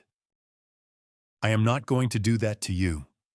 I am sitting on this running board with the most awful summer of my life behind us, and a meeting at 2 o'clock, and I am telling you out loud what your grandfather could not tell me. We are not the first Carlsons to almost lose this place. We are at least the third. There may be others I don't know about yet. Your great-grandfather broke this ground in 1921, and he nearly lost it in the dust years and got it through. Your grandfather nearly lost it in 93. We are losing 40 acres of it this afternoon. Son. We are losing them because I am going to drive into Cedar Falls and sign a piece of paper that says we are losing them. But I want you to listen to me very carefully right now.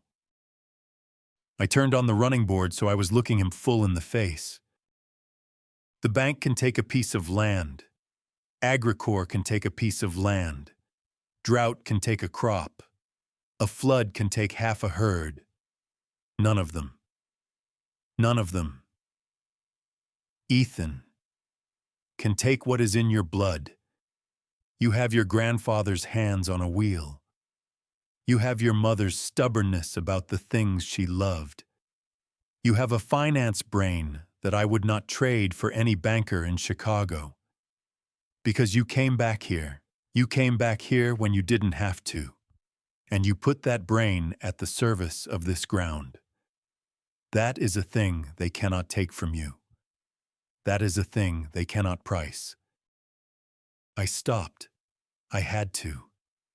My throat was doing something it did not usually do. I picked it back up.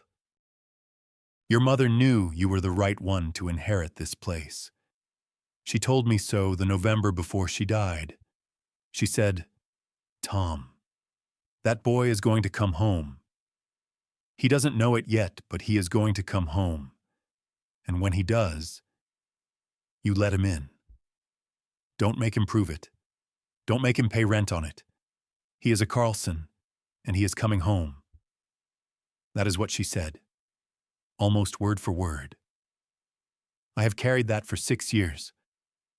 I am giving it to you now, son, because I should have given it to you the day you pulled up in the U-Haul. I am giving it to you late, and I am sorry. Ethan was crying now. The tears were going down his face in clean lines through the dust.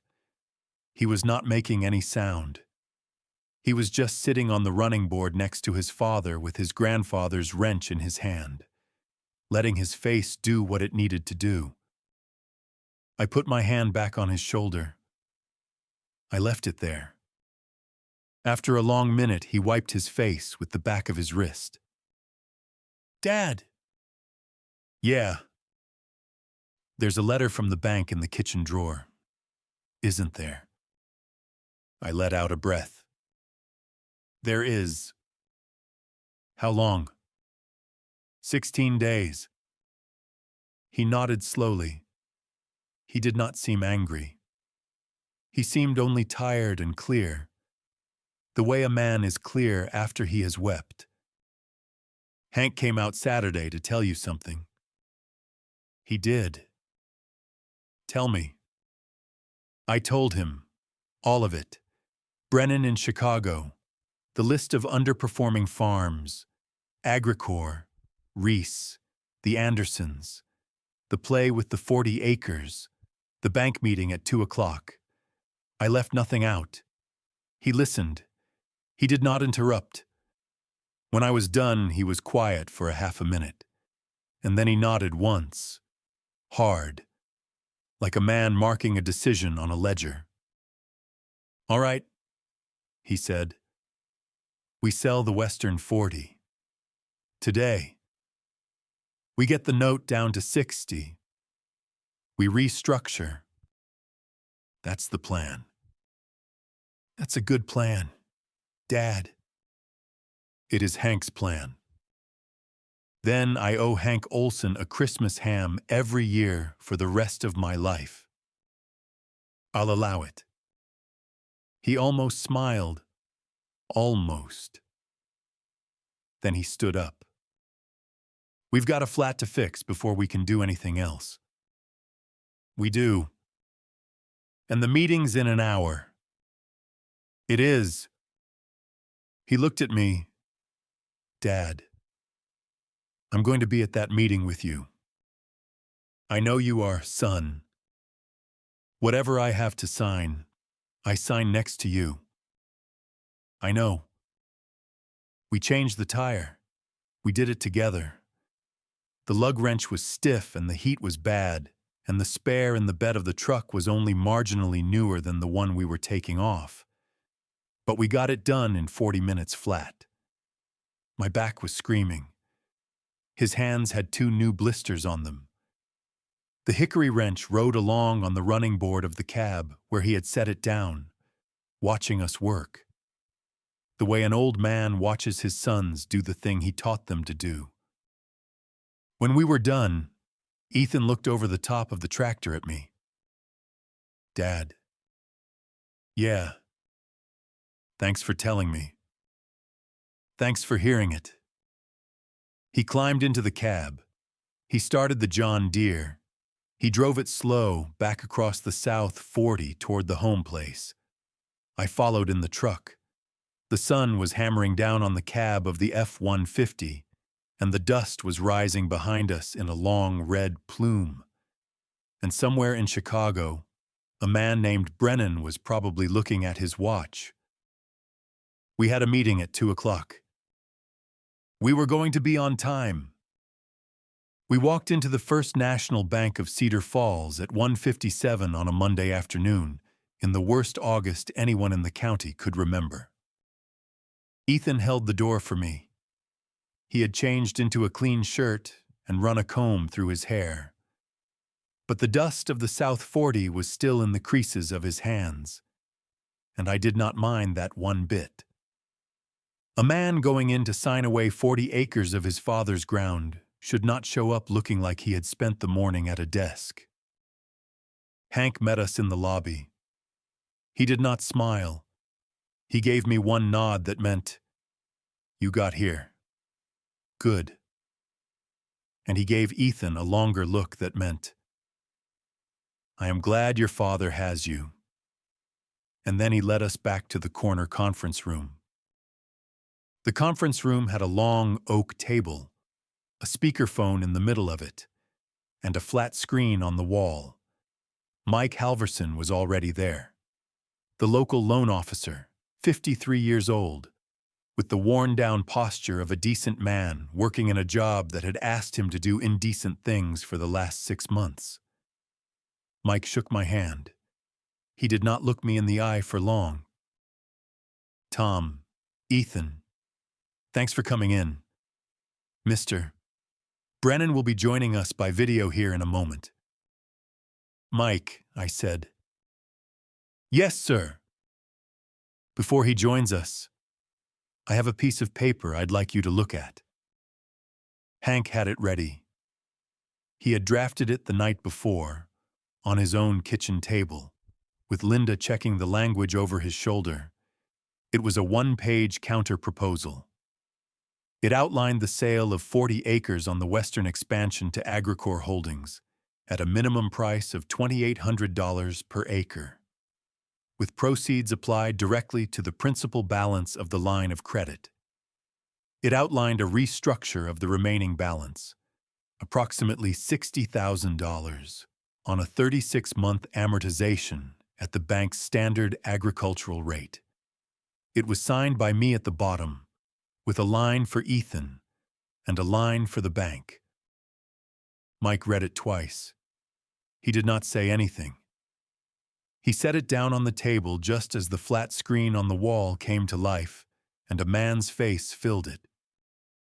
Brennan, 36 years old, smooth-shaven, a blue-collared shirt with no tie, an office behind him with a window that looked out at a piece of skyline I had only seen in pictures.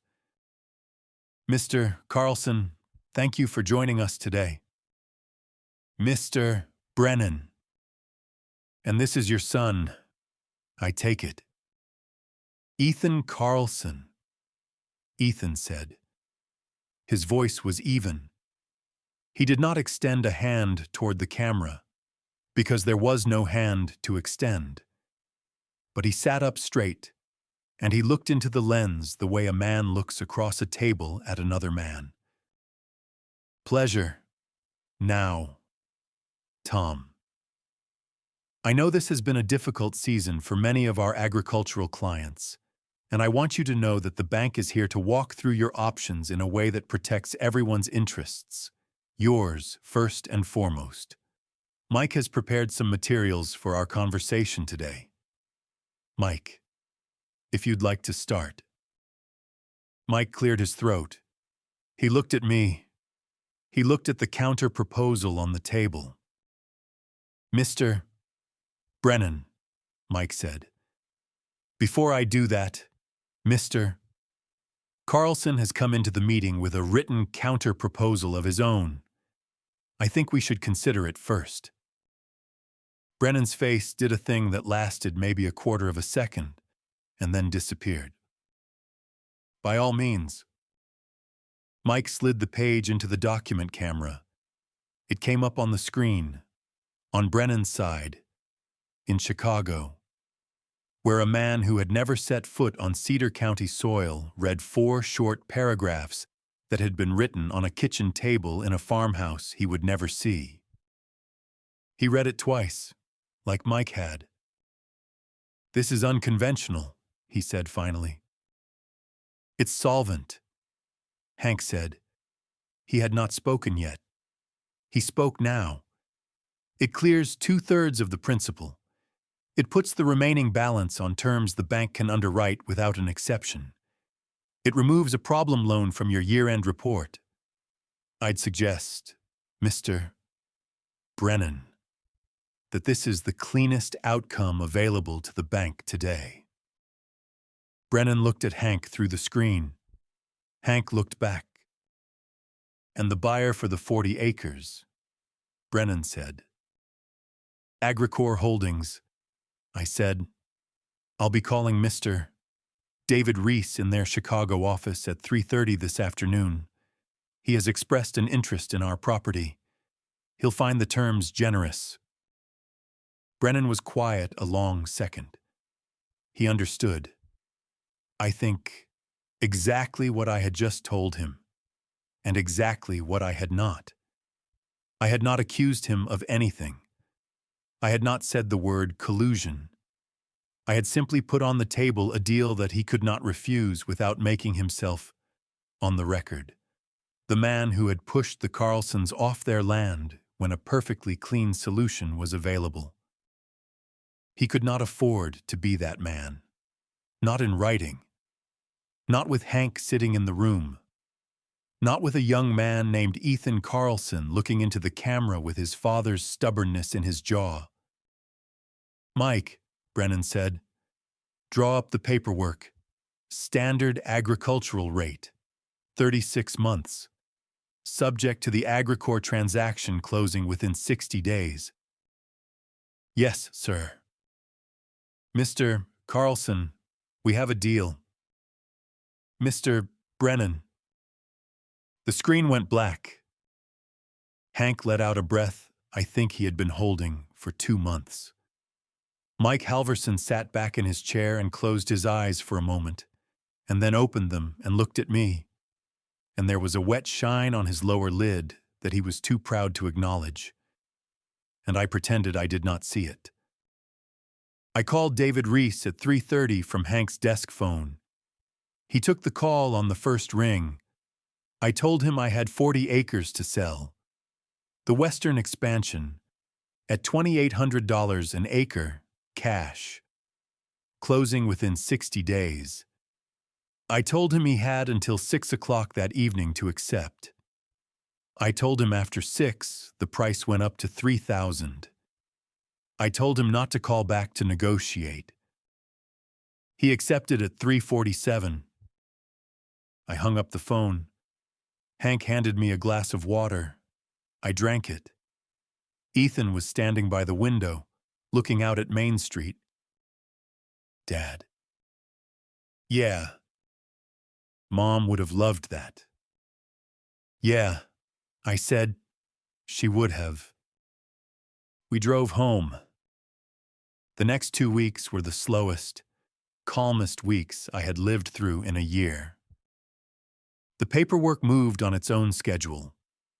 Reese sent a survey team out on the Thursday. 2 men in pressed khakis with a transit and a clipboard walked the 40 acres of the Western expansion, took their measurements, did not say much, and left. I stood on the back porch with Buck at my feet and watched them go. I felt something. I will not lie about that. 40 acres is 40 acres. I had walked that ground. I had planted it. I had irrigated it with well water I had no business using. I had borrowed against it. I had hoped on it. And now it was passing out of the Carlson name for the first time in 104 years. But the home place was still the home place. The South 40 was still the South 40. The 120 acres my grandfather had broken, and my father had farmed, and I had farmed, and my son was going to farm, were still under my name, and would remain so. We had paid what had to be paid. We had kept what could be kept. That is the deal a farmer makes with the ground. In the end, you give some back, and you hold some, and you keep going. Ethan and I sat at the kitchen table that Friday evening, the cedar box between us. I had told him about the box. I had told him about the journal. I had not yet shown him the entries, because I had been waiting for the right night, and I had decided that the right night was now. I opened the lid. I lifted out the journal. I set it in front of him. "Read it from the beginning. Son, take your time." He read for almost 2 hours. I sat across from him with a cup of coffee and a book I was not actually reading. Buck slept under the table on the rug, which he had returned to once he was satisfied that nobody in this house was hiding anything from anybody anymore. Ethan was quiet as he read. He turned the pages slow. When he got to the entry from August 23rd, the man in the muddy Ford pickup, the envelope of cash, he stopped and stared at the page for a long time, and then he reached up and rubbed the back of his neck, the way he did when he was working through a problem. Then he kept reading. When he got near the end of the journal, where the entries thinned out and my father had stopped writing as often, Ethan turned a page and stopped. "Dad, look at this." I leaned over. Tucked into the last page behind the final entry, was a small black and white photograph I had not seen the night I first opened the journal. It had been pressed flat against the back cover, almost hidden in the binding. Ethan had found it.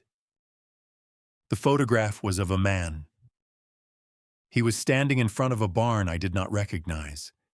He was tall and lean, with a long face.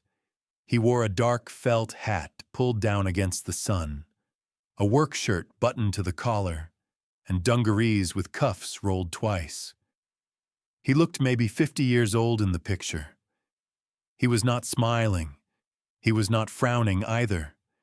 He was just looking at the camera the way a man looks at a thing that does not require his approval or his disapproval. Ethan turned the photograph over. On the back, in my father's careful pencil, were 2 lines of handwriting I had not read before. John Vance, of Webster County, Nebraska. The man in the Ford pickup. I learned his name 30 years too late. He was a farmer who lost his own place in 1988, the same way I almost lost mine in '93. The neighbor who helped him then was a man named Howard Fry. Howard helped John, and John helped me. And I helped 2 families I will not name here, in 2008. May the chain continue. E. C. April 2002. I read it twice. I read it 3 times. I had not known any of it. My father had written that entry less than a year before he died. He had known, by then, the name of the man who had saved this farm. He had known the chain went back further than himself, back to a Nebraska farmer named Howard Fry in some decade I could not place. He had known, I realized, sitting at my kitchen table 31 years after the flood, that he himself had become part of that chain in 2008, when the markets had collapsed and corn had hit $2 a bushel, and people in this county had been hurting in ways I had been too busy to fully notice. 2 families he had not named. I sat with that for a long minute. "Dad," Ethan said quietly. "Yeah. Did you know about that? About Grandpa helping people in 2008? "No," I said. "I did not." "He never told you." "He never told me." We sat with that too. I thought about my father standing in his kitchen in some month of 2008, counting out cash from an envelope, sealing it, driving across the county in his old truck, parking at someone's gate, walking the rest of the way, setting it on a table, refusing to give his name. I thought about him doing that and not telling his only son, not telling his wife, not telling anyone, because the thing had to be done quietly or it was not done right. I thought about all the silences I had inherited from my father and all the ones I had not. I thought about the ones he had taken with him on purpose. I thought maybe, just maybe, some of those silences had been the right ones. I closed the journal. I set the photograph on top of it. "Son," I said, "I think you and I have just been handed a piece of family history that nobody alive knew about an hour ago. I think we are sitting on the last page of something your grandfather wrote, and the first page of something we are now responsible for." Ethan looked at the photograph of John Vance. He looked at me. "When the time comes, Dad, when the time comes that we do it too." "Yeah, son, we do. For someone in our county, someone who's where we were this summer. Yes. We don't sign our names." "No." He nodded slowly. He set the photograph back into the journal. He closed the cedar lid.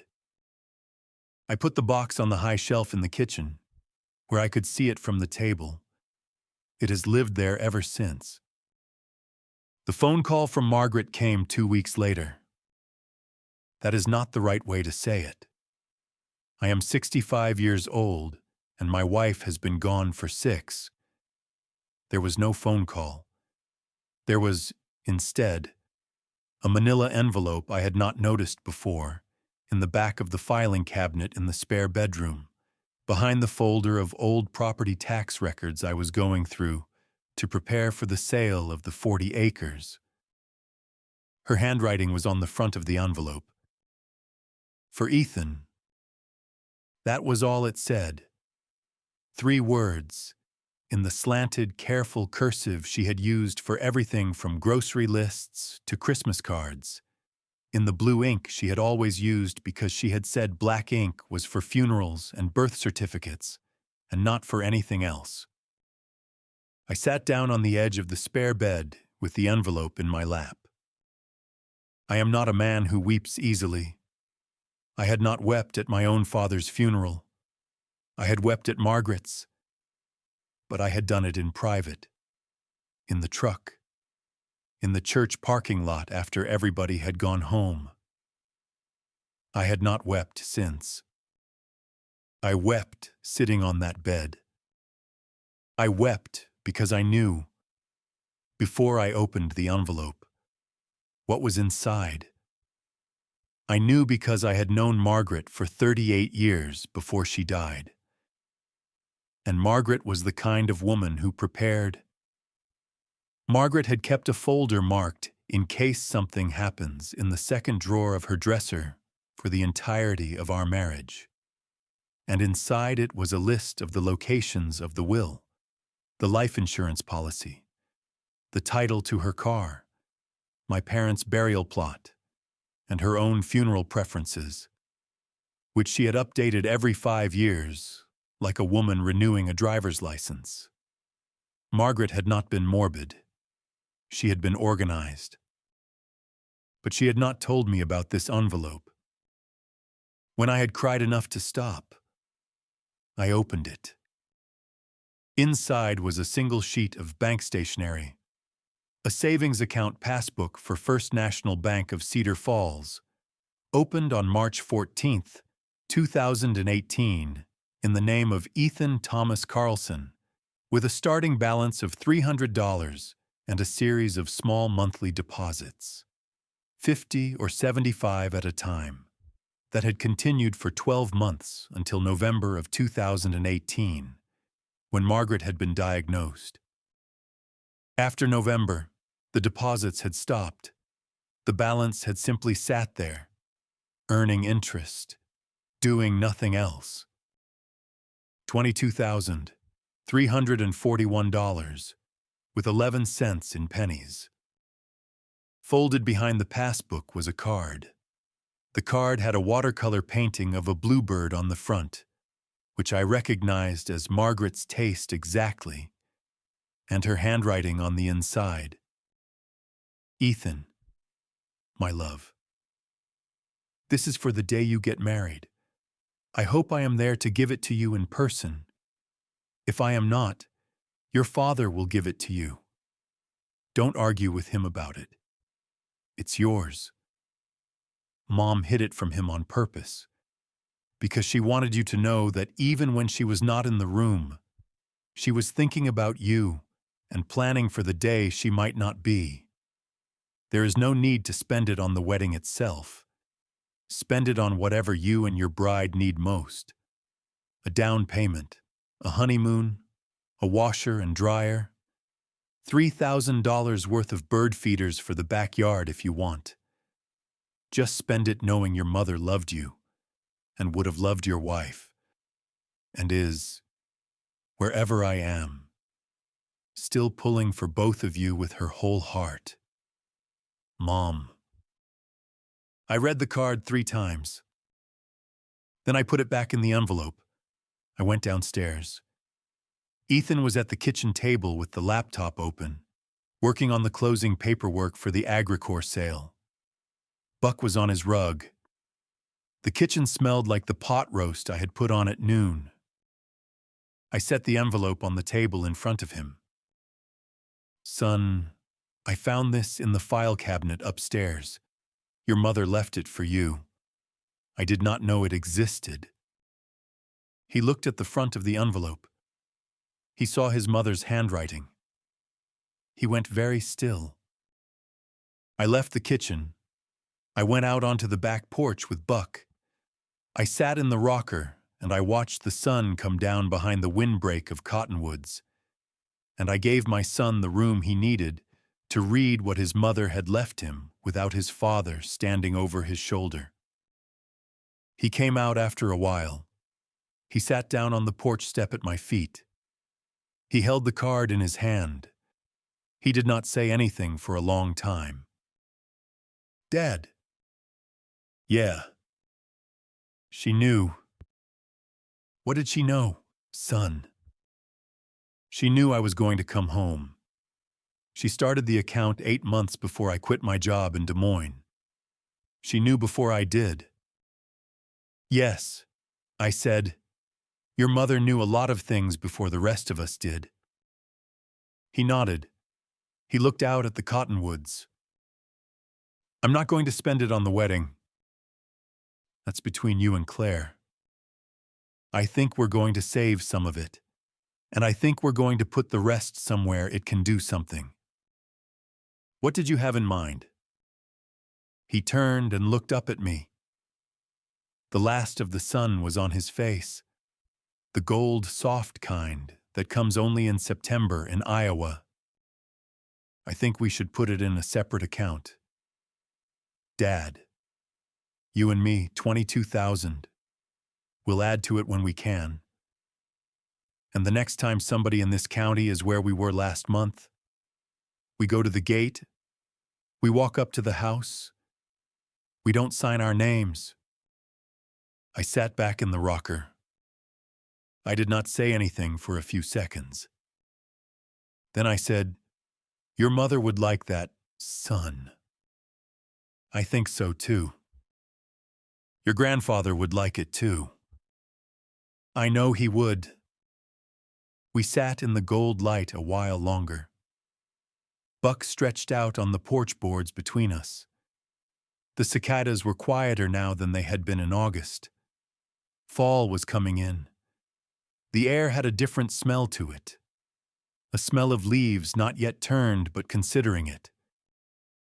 I thought about how the chain had come down to us. Howard Fry, whoever he had been, in some hard year.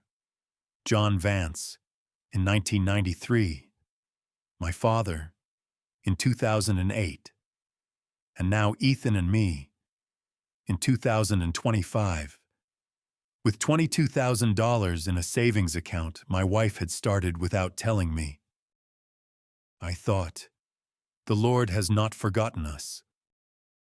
I thought, my father wrote those words in his journal 32 years ago in this same kitchen, and tonight they are still true, and tomorrow they will still be true, and the chain is still moving, even when we can't see who is holding the next link. The sun went all the way down. We went inside. We ate pot roast. We did the dishes together. We turned out the kitchen light.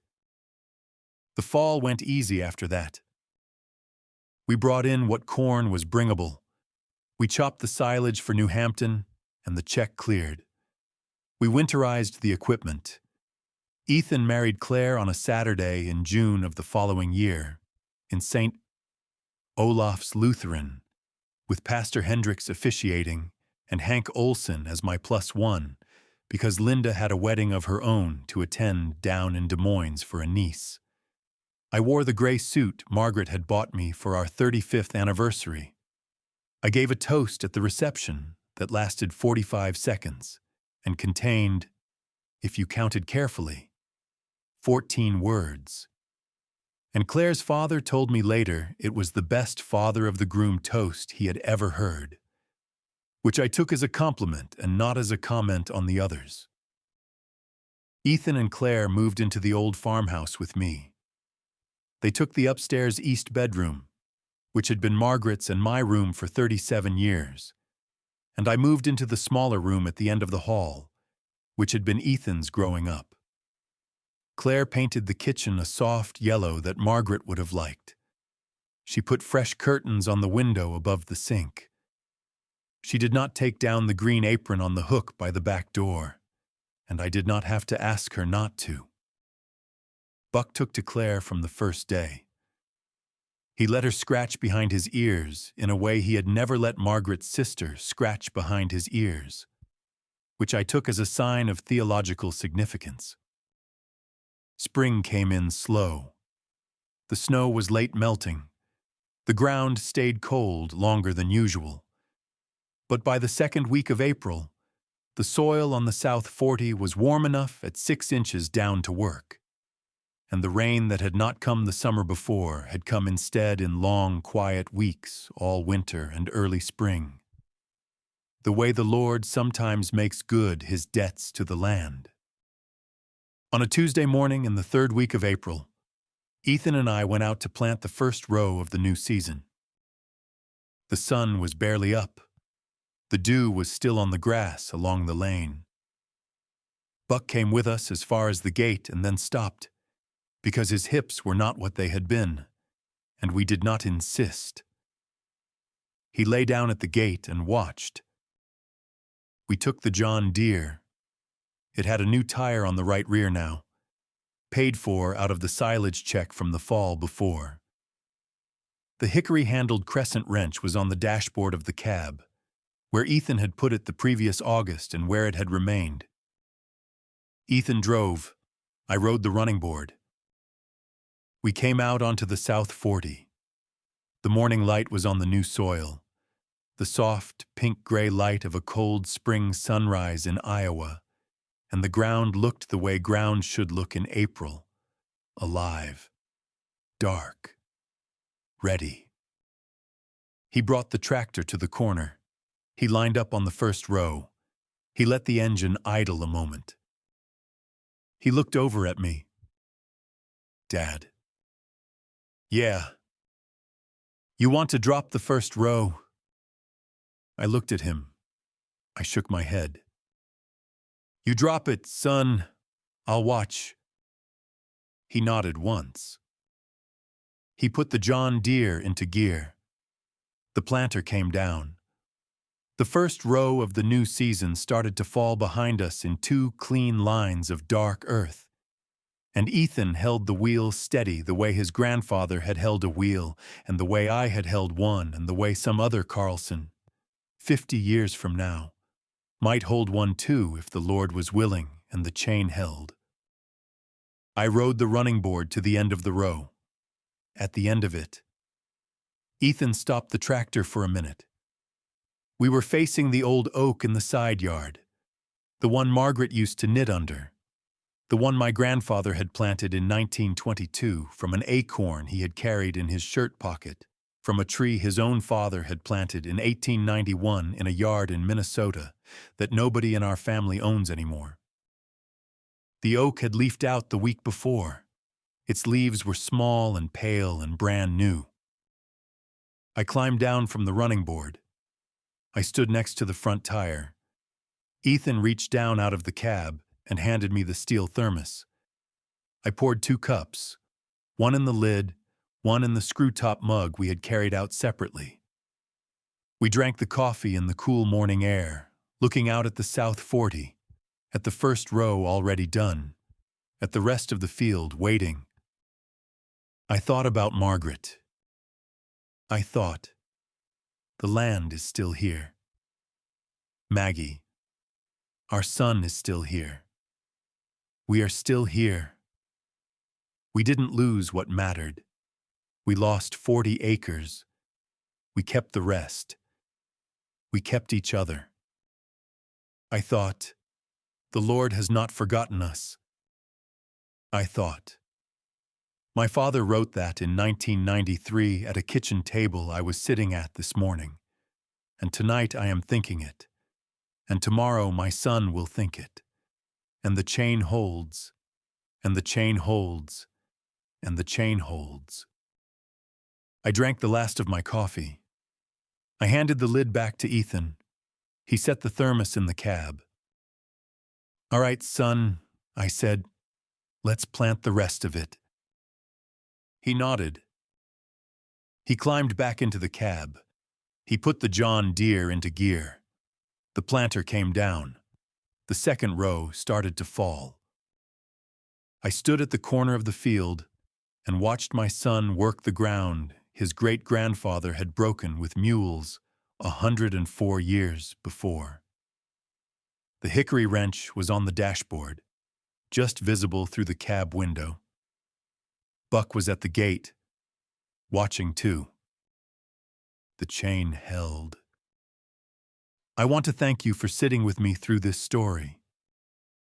I am a real man, and this is something close to a real life, lived in a real corner of Iowa, by men and women who have done the best they could with the seasons they were given. There are a lot of us out here.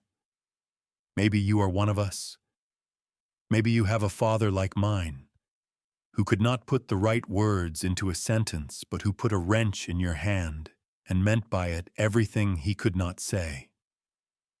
Maybe you have a son like mine, who is carrying more than he should be carrying, and who needs you to walk out to him in a hot field one afternoon and lay your hand on his shoulder. Maybe you have a wife or a husband who left an envelope somewhere that you have not yet found. Whatever you have, I hope you hold it. The land is still here. The people you love are still here, even the ones who are not in the room. The chain that has carried your family this far has not broken. It does not need you to be loud. It does not need you to be perfect. It needs you to be present. It needs you to hold the wrench. If this story meant something to you, I would be grateful if you would like it. Share it with someone who needs it, and follow this channel for more stories from this part of the country. We are not fancy here, but we are honest, and we will tell you the truth as best we know it. And if you are a praying person, say one tonight for your father, for your son, for the ground beneath your feet, and for the one who, in his quiet way, has not forgotten any of us. Take care of yourself and take care of each other. Good night from Cedar County.